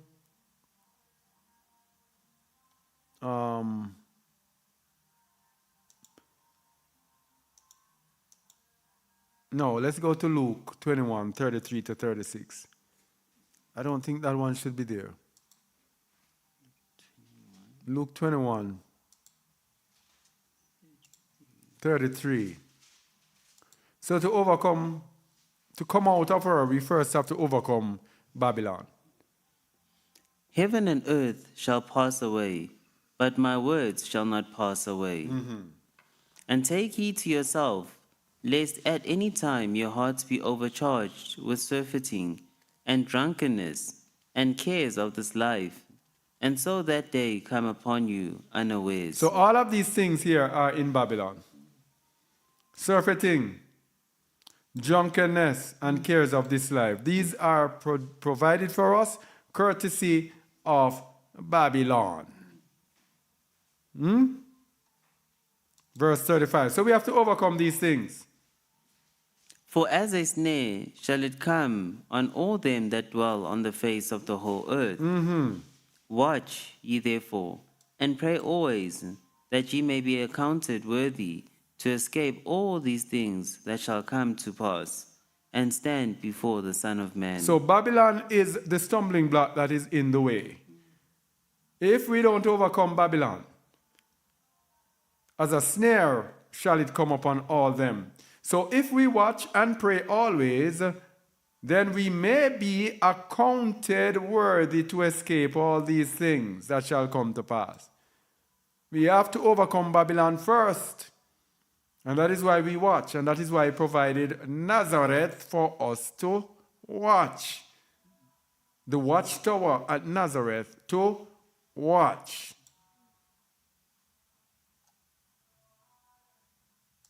So riches.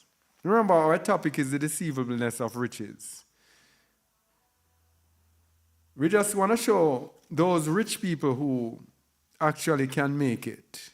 The rich people who can make it are those who don't care for riches, who don't trust in riches, who have been given riches, and they use the riches to further the kingdom of the Most High. It's neither here nor there for them. They will give it up any time. 1 Timothy 6, verse 17. Charge them that are rich in this world, that they be not high-minded, Humble, you're rich but you're humble. Continue. nor trust in uncertain riches, And you're not trusting in your riches, but in the living Yahuwah, who giveth us richly all things to enjoy, that they do good, that they be rich in their work, in their good works, ready to distribute. willing to communicate. Rich in good works, ready to distribute, to give away, willing to communicate. Verse 19, and as a result, Laying up in store for themselves a good foundation against the time to come, that they may have lay hold on eternal life. so these are the rich people now. Those who take their riches and share it up. And we look in the book of Acts chapter 2, it tells you when the disciples came together, it tells you that they sold what they had. And let us go to it. Acts, is it Acts 2? I'm always mixing them up. Acts 2 or Acts 4? Acts 2, 41.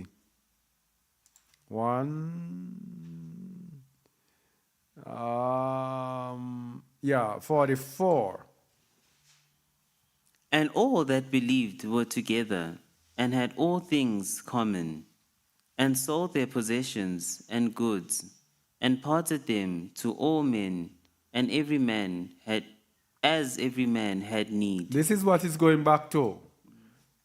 This is what it's going back to in this end time here as we prepare for the return of Hamashiach. To come out of Babylon. This is what you have to do to survive out of Babylon. All that believed were together and had all things common, and sold their possessions and goods and parted them to all men, or to all, as every man had need. Verse 46. And they, continuing daily with one accord in the temple, and breaking bread from house to house, did eat their meat with gladness and singleness of heart. And we're going to look at this singleness of heart near the end, double-mindedness. Continue. Praising Yahuwah and having favor with all the people. And Yahuwah added to the assembly daily such as should be saved. So this singleness of heart is very important, because in the end we're going to show you that the deceivableness of riches is to make you double-minded. The deceivableness of riches is to ensure that you cannot have singleness of heart. And if you cannot have singleness of heart, you cannot be together in one accord. You cannot be perfected out of Babylon. You cannot walk in the righteousness of Yahuwah. All right? So the deceitfulness of riches. Read Matthew 13, 22.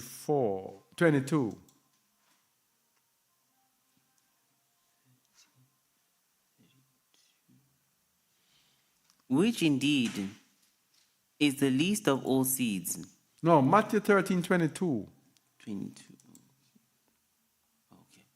He also that received seed among the thorns is he that heareth the word, and the care of this world, and the deceitfulness of riches choke the word, and he becometh unfruitful. He becomes unfruitful. And we looked at unfruitful before, so you can go to John 12, 24 to 26. Wonder if we will do that. Because we looked at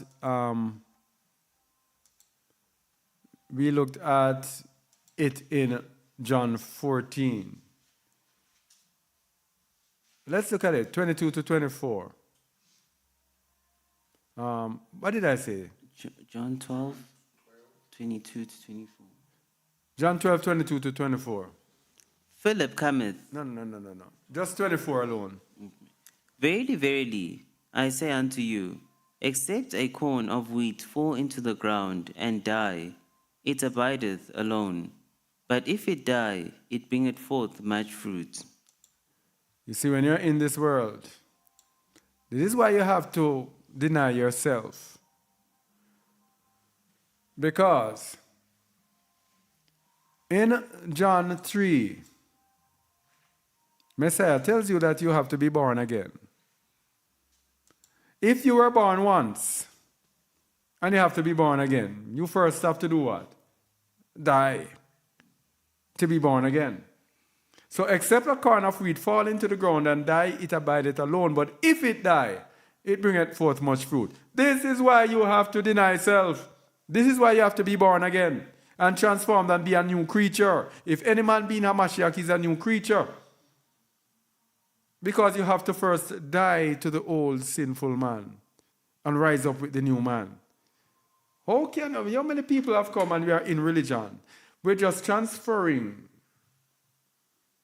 from Christianity and we start calling on some new names and we start keeping feasts and we start dressing differently and we start calling the name Yahuwah and Yahusha. But we have not died. There is nothing new in us. We just have a new talk, a new language, a new expression. We have to die, and we die by denying ourselves. We must deny ourselves. Because, verse 25 says, He that loveth his life shall lose it, and he that hateth his life in this world shall keep it unto life eternal. He that hateth his life in this world, in this Satan's world. You have to hate your life in this Satan's world to be able to keep it unto life eternal. If you have not denied self, riches is going to deceive you. You are going to be caught up in the deceivableness of riches. Verse 26. If any man serve me, let him follow me, and where I am, there shall also my servant be. If any man serve me, him will my Father honor. You see the chain? If any man serve Yahusha, we have to follow him. We cannot follow him unless we deny ourselves. We cannot follow him unless we pick up our stake and deny ourselves. Yeah? If we do not follow him, the Most High will not honor us. You see, most of us are in religion. Because most of us do not truly deny ourselves. Most of us are not really following Yahusha. We are just there on the internet, and these are the people who are real headaches. Quarreling with people and cursing people and telling people they are idiots and they are fools and they don't understand this, understand that. Eh? When most of us do not truly follow Yahusha. So if we trust in riches, what will happen to us? Proverbs 11:4. Because that is what happens to us. Many of us cannot move. We are trusting in our riches. We don't and cannot leave our riches behind. We can't leave Babylon behind. Proverbs 11 verse 4. Riches profit in the day. No. Or riches profit not. Whoa. Come again from the top. Riches profit not in the day of wrath. Hey. But righteousness delivereth from death. Riches profit not in the day of wrath. When Yahweh's troubles come, you think your riches is going to save you. But righteousness delivered from death. Their righteousness is being contrasted with riches. So it's actually telling you those who have riches, that's almost impossible, as Mashiach said, for them to be righteous. So the righteous is being contrasted with those who are rich. So you have to be willing to give up your riches in order to attain unto righteousness. Go to verse 28. He that trusteth in his riches shall fall, but the righteous shall flourish as a branch. There again, riches is compared with righteousness. It's almost impossible to be righteous and be trusting in your uncertain riches. He that trusted in his riches shall fall, but the righteous shall flourish as a branch. And the righteous will be what? The poor and afflicted. Understand the thing, people. Understand the thing. That's how it is. And remember, riches are only momentary. Riches are just for a short time. Eternal life is forever and ever and ever and ever. Riches are momentary. 2 Corinthians 4 verse 18. Riches are just for a short time. While we look not at the things which are seen, but at the things which are not seen.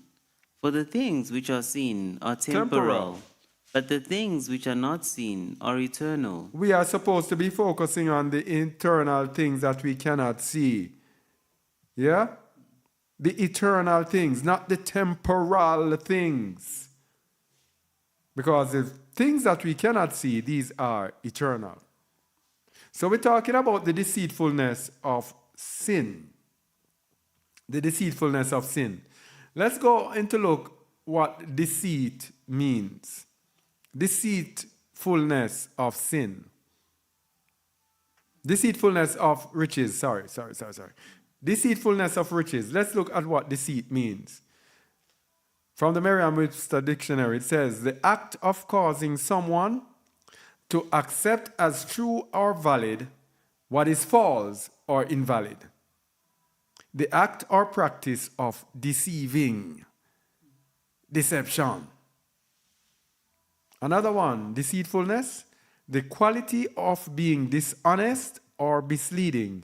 The quality of being deceitful. So riches misleads us, deceives us, tricks us,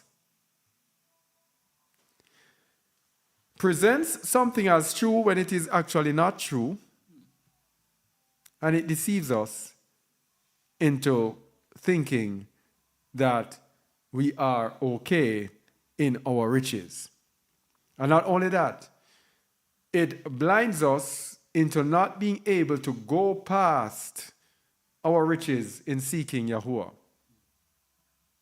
So, 1 Corinthians 6, verse 3 to onwards, tells us about us being deceived about monetary things in this world. 1 Corinthians 6, verse 3. Know ye not that we shall judge angels? How much more things that pertain to this life? If then ye have judgments of things pertaining to this life. No, this is the wrong one. Man, what a whole lot of things going on wrong today. Man. No, sir, this is not it. At all. Let me see if I can find it in my backup. What a thing. 1 Timothy 6, verse 3. I don't know where Corinthians came from. If Hold any, on, don't start. Let me. Yeah, 1 Timothy 6. I'll tell you when to begin. 1 Timothy 6. Go ahead. If any man teach otherwise, and consent not to wholesome words, even the words of our Master Yahushua HaMashiach, and to the doctrine which is according to godliness. All right. So if we are not speaking the truth, And we believe here that we are speaking to the words according to holiness that is in Yahushua HaMashiach. If you are not speaking according to this word, it says in verse 4, He is proud, knowing nothing, but doting about questions and strifes of words, whereof cometh envy, strife, railings, evil surmisings, perverse disputings of men of corrupt minds, and destitute of the truth, supposing that gain is holiness. For such withdraw thyself. From such withdraw thyself. Now this, of course, is this prosperity doctrine from Christianity. Yeah? People who profess that getting gain in this world, that means that the Most High loves them or favors them. Verse 6 shows us the reality of this world, of the truth of the scriptures. But holiness with contentment is great gain. For we brought nothing into this world, and it is certain we can carry nothing out. Now these are for those in these end times who are hearing the words from us here over and over again, and yet still you find it hard to make a move. And not only that, you find all sorts of excuses. Sometimes I hear some of the excuses. I'm like, I just quiet. I don't even say anything. Because if that is what you're getting in your ruach, man, we brought nothing into this world, and it is certain we can carry nothing out. So why are we lugging everything behind us? This is what we should be doing. Verse 8. And having food and raiment, let us be therewith content. Food and raiment. Now the word raiment there is a covering, clothing, raiment. So it says food and clothing. It didn't even say to have somewhere to live. Just food and clothing. We must be content. Verse 9. But they that will be rich fall into temptation and a snare, and into many foolish and hurtful lusts, which drown men in destruction and perdition. So you see, if you can get rid of wealth, if you can get rid of riches, many foolish and hurtful lusts. And it doesn't say those who are rich, it says those who will be, who want to be rich. You will fall into temptation. And many people get into all temptation, homosexuality. One of the greatest lures with homosexuality is richness.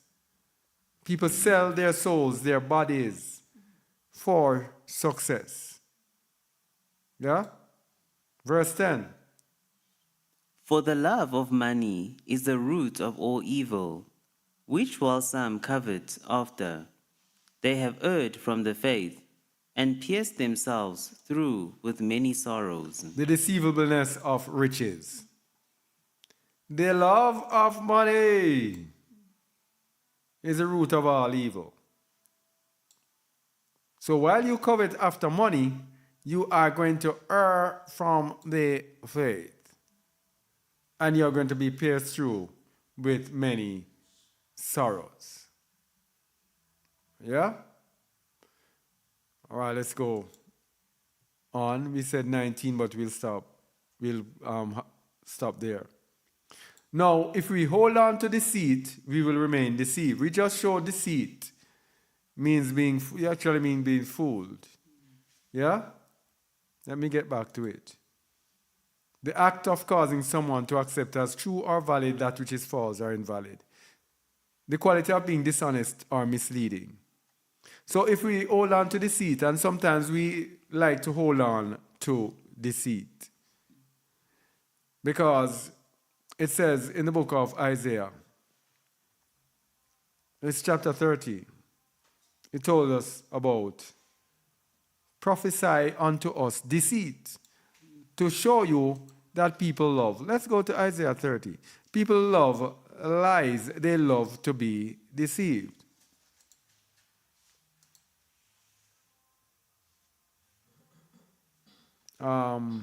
Isaiah 30, I think about verse 8. Now go, write it before them in a tablet, and note it in a book, that it may be for the time to come, forever and ever, that this is a rebellious people, lying children, children that will not hear the law of Yahuwah, which say to the seers, see not, and to the prophets, prophesy not unto us right things, speak unto us smooth things, Prophesy deceits. So they are willing to be fooled as long as they hear what they want to hear. Tell me lies. Tell me a lie. Remember that old song from the 70s? Tell me a lie. That's what these people are saying, and that is what with us today. You see how few people listen to Just a Word and watch Just a Word.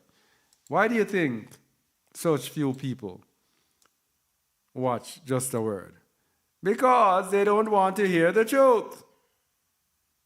We seek the truth and we speak the truth to our own hurt, because we live and we believe that we have to strive and go after the ultimate truth to be saved. We believe that it is truth saves us. We believe what the word says, that if you love or make a lie, you cannot enter the kingdom. So our task, we are not about religion, about money making, about anything. We are about the kingdom. And so we have to find out, what does it take to enter the kingdom? But most people do not want to hear. They do not want us to speak the truth. They want us to prophesy deceit. And then, when the people spoke to Moses and rejected Moses, the Most High told Moses that it's not you that they're against me. Because verse 11 says, Get you out of the way, turn aside out of the path, cause the Holy One of Yasharal to cease from before us. It's really the Holy One of Yasharal they don't want to hear. It is a Mashiach they want to avoid. It is Yahuwah they do not want to hear. So if we hold on to deceit, we will remain deceived. If we want them to prophesy lies, we are going to remain deceived. Jeremiah 8, verse 5 to 7. Why then is this people of Jerusalem slidden back by a perpetual backsliding? They hold fast deceit. They refuse to return. There we go. That's what's happening to us today. Our people hold fast deceit. Yes? They refuse to return. They refuse to return. We are supposed to return to the land. They refuse to return. They hold fast to deceit, and they will come up with all sorts of doctrines to let them remain in the land they love. In Babylon, land we love. Because that's what Babylon is to most of us. We love Babylon. Verse 6. I hearkened and heard, but they spake not aright. No man repented him of his wickedness, saying, What have I done? Everyone turned to his course. And the horse rushes As the horse rushes into the battle. Everyone turns to his own course. Every man doing what is right in his own eyes, holding fast to deceit. Verse 7. The stork in the heaven knoweth her appointed times, and the turtle and the crane and the swallow observe the time of their coming. But my people know not the judgment of Yahuwah. So in this end time, our people holding on to deceit, refusing to return, everyone going after his own course, cannot know the judgment of Yahuwah. They do not know what clock is striking. They do not know what time it is. They do not know how close and how serious a time we are in.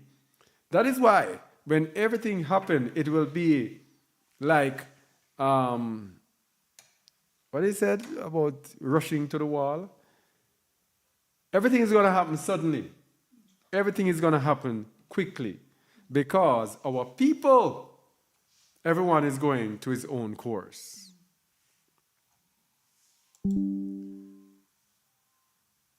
So, the unrighteous way, what is wrong with this person here? The unrighteous way is going after riches and thinking riches sustain us. Many people are looking to clock out. There's a whole industry of people who are relocating. You know that Africa is the land and they relocate to the land, buying real estate, buying properties. They're just moving and, relocating to a new location, taking their money with them. They now set up themselves here. What is the difference? You are still in the midst of Babylon. What is the difference? You have not gathered yourself together as the Most High instructed us to do. Yes? So let's look at the righteous way that we should be pursuing. James 1, 2 to 8. My brethren, count it all joy when you fall into diverse temptations. Know this, that the trying of your faith worketh patience. All right.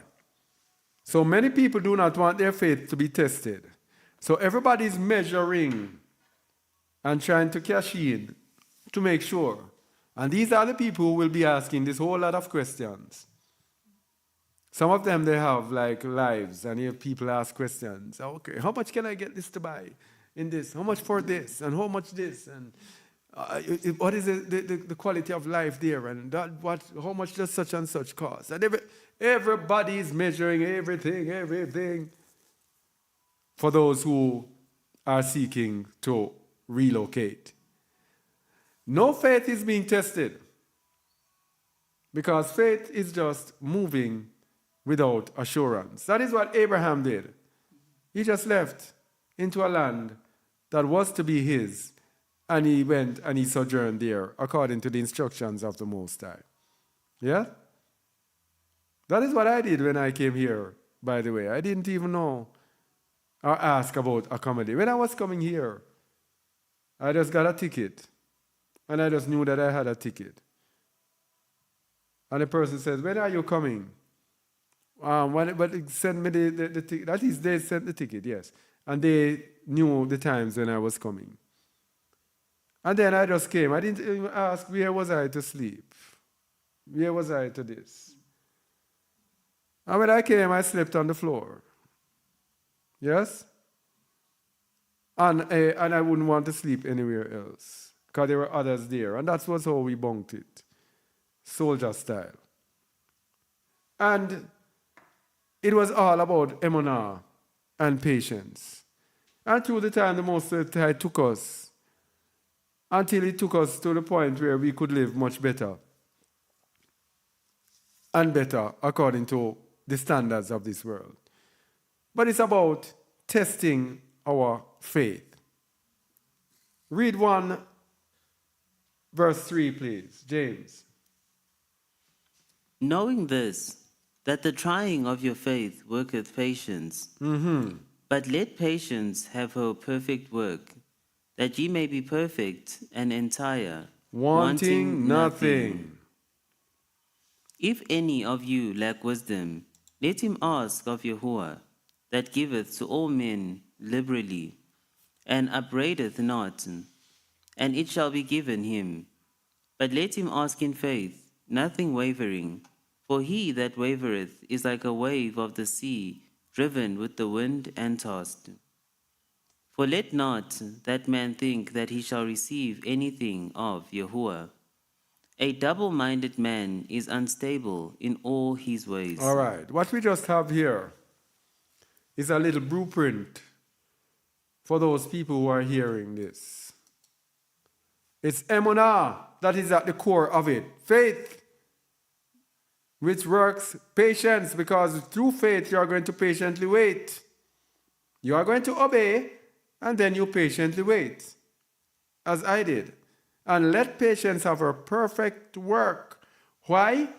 Because the opposite of this is double-mindedness.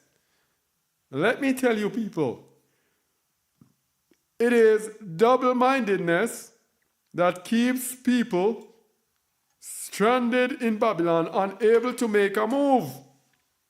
Double-mindedness. Because one mind is said, you know what, we're supposed to flee.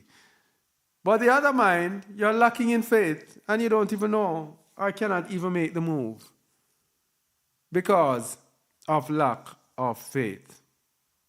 And I can tell from my experience. Double-mindedness will keep you locked in one position, and you cannot move forward. We did a teaching on double-mindedness. I do believe that you should check that out. So the deceitfulness of riches causes us to be double-minded. One mind on your riches and on your possession, and one mind on the way that you should go. This is what makes people stuck. You cannot move forward because of double-mindedness. Single-mindedness is when your mind is focused on one thing and one thing only, and nobody comes in the way, because you are following Hamashiach, who said, deny self, and said you must be willing to forsake father, mother, sister, brother, whatever. And you are willing to deny yourself and forsake all that you have to be his disciple. Plus, you have to pick up your stake. Plus, you have to follow him. Outside of that, he becomes a stumbling stone, and we will remain double-minded. Double-mindedness. Let's look at double-mindedness as we end this teaching today. Double-mindedness. And people, if you don't get rid of this double-mindedness, you're going to be stuck. And when the Most High closes the door, you're going to be shocked. Because this door is going to be slammed shut in our faces. And when we realize what has happened to us, we are going to be in one big, grave shock. Verse 4. You hear what I have to say. You listen to this idiot here. Verse 4, page 43. Go ahead, please.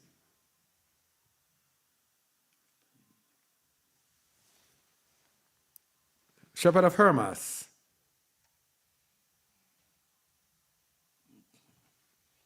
You, therefore, cleanse your heart of all the vanities of this life. Whoop. There we have the first problem.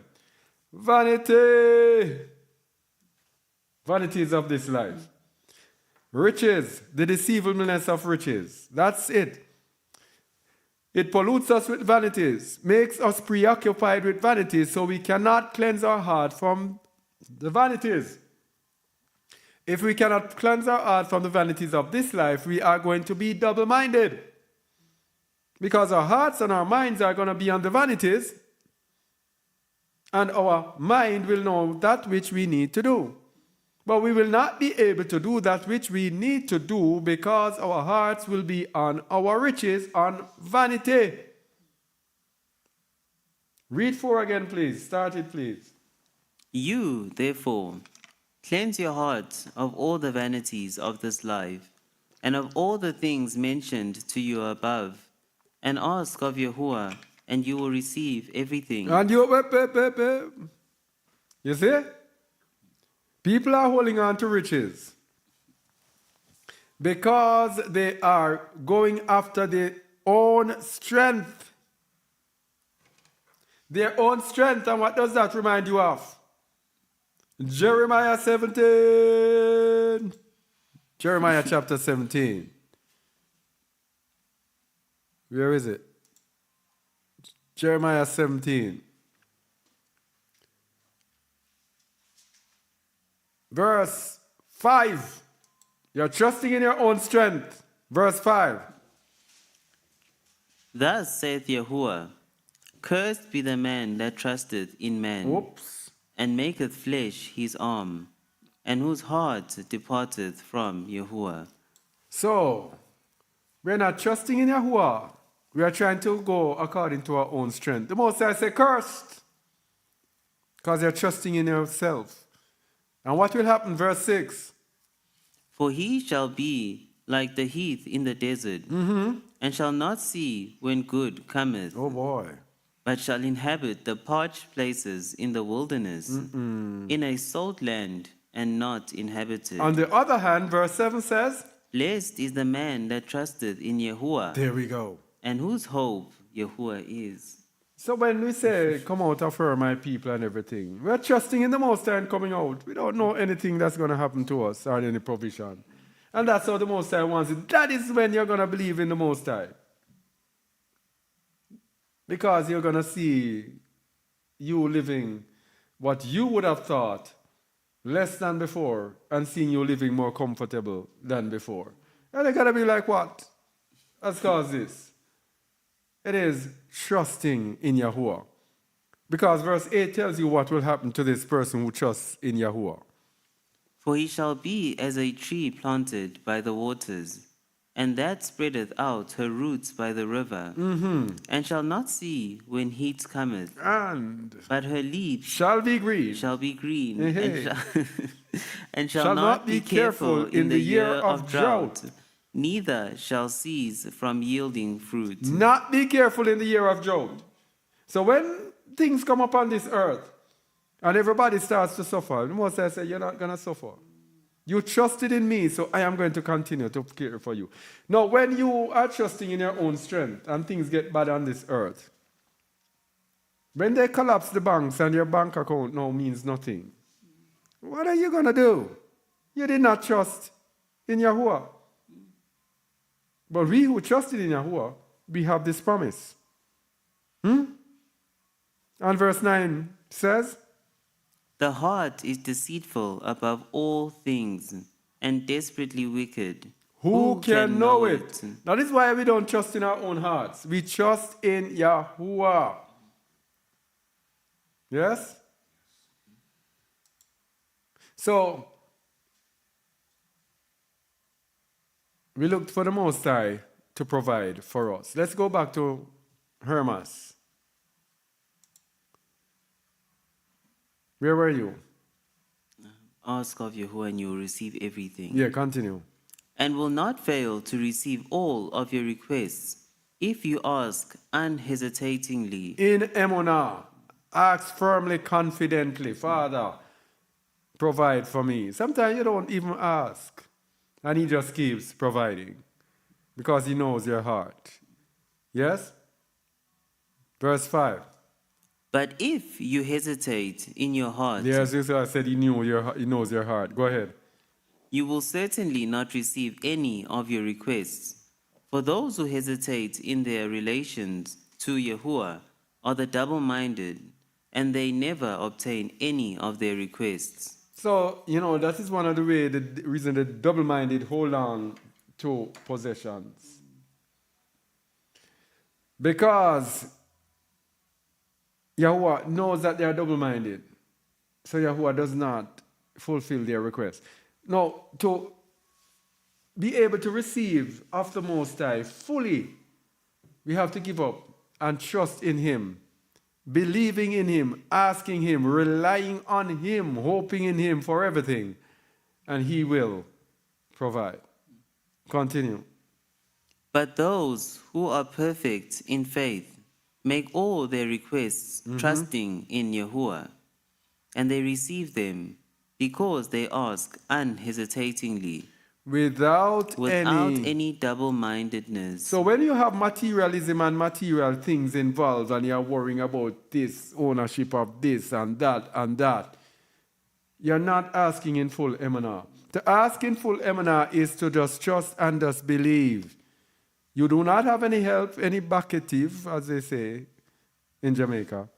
You don't have anything to help your own self. You just rely on the Most High. You are not double-minded because you are not trusting in uncertain riches, in the deceivableness of riches. This is the life that people that come out of her must live. Continue. For any double-minded person who does not repent will scarcely be saved. You see? If you cannot rely totally on the Most High, have emunah, trusting, believing in the Most High, not relying on your own strength, as it says, cursed is the man that trusteth in man and maketh flesh his arm, and whose heart departed from Yahuwah. You do not live that, you just trust in Yahuwah. Verse 7. So cleanse your heart of double-mindedness and put on faith, because it is strong, and trust Yahuwah that you will receive all the requests you make. So you're no longer having your mind on on your materials, because many people are not moving because of material gain. You have to reach that point. If you haven't reached there, I'm sorry for you. Where you are just willing to just give up and just trust Yahuwah. Say, Father, you're in charge. Do as thou wilt. Wherever you want to take me, take me. Whatever you want to do, do with me. If I have to sleep on the street, I'll sleep on the street. Anything. If you have not reached that spot, people, you have a far way to go. You have to be willing to live every life in service to the Most High. Continue, please. And whenever you ask for something from Yahuwah, and you receive your request rather slowly, do not become double-minded, just because you did not receive your soul's request quickly. For assuredly it is because of some temptation or some transgression, of which you are ignorant, that you are receiving your request rather slowly. Do not stop, therefore, making your soul's request, and you will receive it. But if you become weary and double-minded as you ask, blame yourself and not the one who gives to you. Yeah, if you become weary and double-minded. Continue. Beware of this double-mindedness, for it is evil and senseless, and has uprooted many from the faith, even those who are very faithful and strong. Have been uprooted. For this double-mindedness is indeed a daughter of the devil, and does much evil to Yahuwah's servants. So despise double-mindedness, and gain mastery over it in everything, by clothing yourself with faith that is strong and powerful. For faith promises all things, perfects all things, but double-mindedness, not having any confidence in itself, fails in all the works it tries to do. The deceivableness of riches. Because of possessions, people are stuck in double-mindedness, cannot move, cannot do that which they are to do, refusing to walk by emunah, refusing to live by emunah, trusting in the Most High with all their hearts. This is the reason why most of us are stuck in religion. We cannot move forward spiritually because of double-mindedness. Verse 11 to end it. 12 will end it. So you see, he said, that faith is from above, from Yahuwah, and has great power, but double-mindedness is an earthly spirit from the devil that has no power. There we go. More in the beginning, we spoke about the two hidden kingdoms on this earth, the kingdom of the devil and the kingdom of Yahusha. Emunah is from above, from Yahuwah. That gets us into the kingdom of Yahusha. But double-mindedness is an earthly ruach from the devil. So it is the devil that keeps us preoccupied with materialism to keep us double-minded. Continue. So serve faith, which has power, and have nothing to do with double-mindedness, which has no power. Then you will live to Yahuwah. Indeed, all who are so minded will live to Yahuwah. So let it be. And that's it. We have come to the end of today's teaching. Double-mindedness, the deceivableness of riches, making us double-minded, making us unable to follow Yahusha, making us unable to abide in Yahusha, making us unable to flee out of the midst of Babylon. Stuck in Babylon, there in religion, stuck in Babylon, hearing these teachings over and over again. And that is Ezekiel 33:30. Hear these teachings over and over again. I say, yes, it's the truth. But to make the move, double-mindedness has us stuck. Unstuck yourselves, people. Get yourselves out of the grip. Seek out faith, patience. Faith works patience, and that patience is what will get you through. All right? Shalom, shalom, shalom. Let me see if there's anything in the chat. Don't think there's anything much.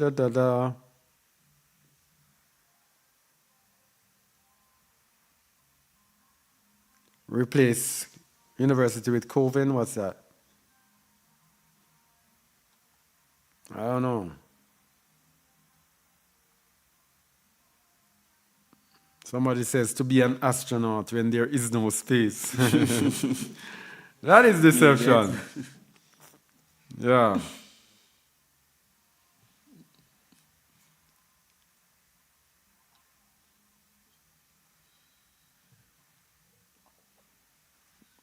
All right, all right.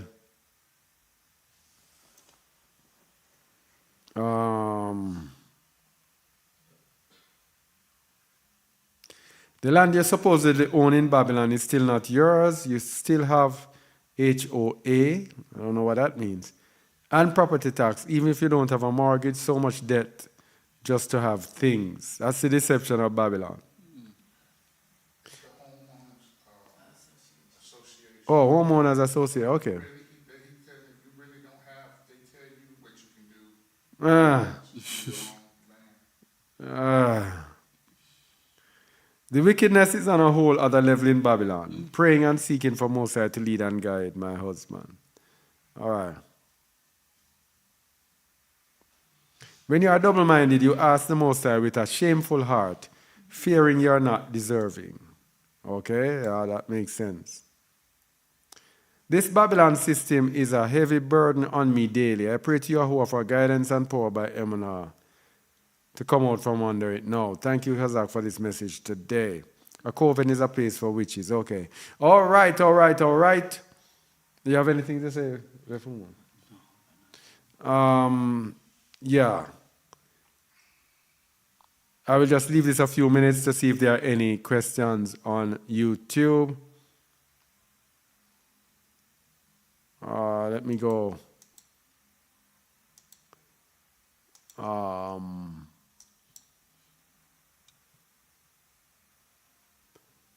Tap.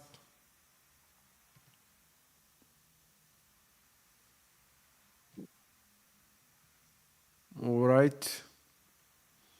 All right, let me sign off from YouTube. All right, thank you. You're welcome, Yahuwah's daughter. And David Badajlo, I don't know how you pronounce that.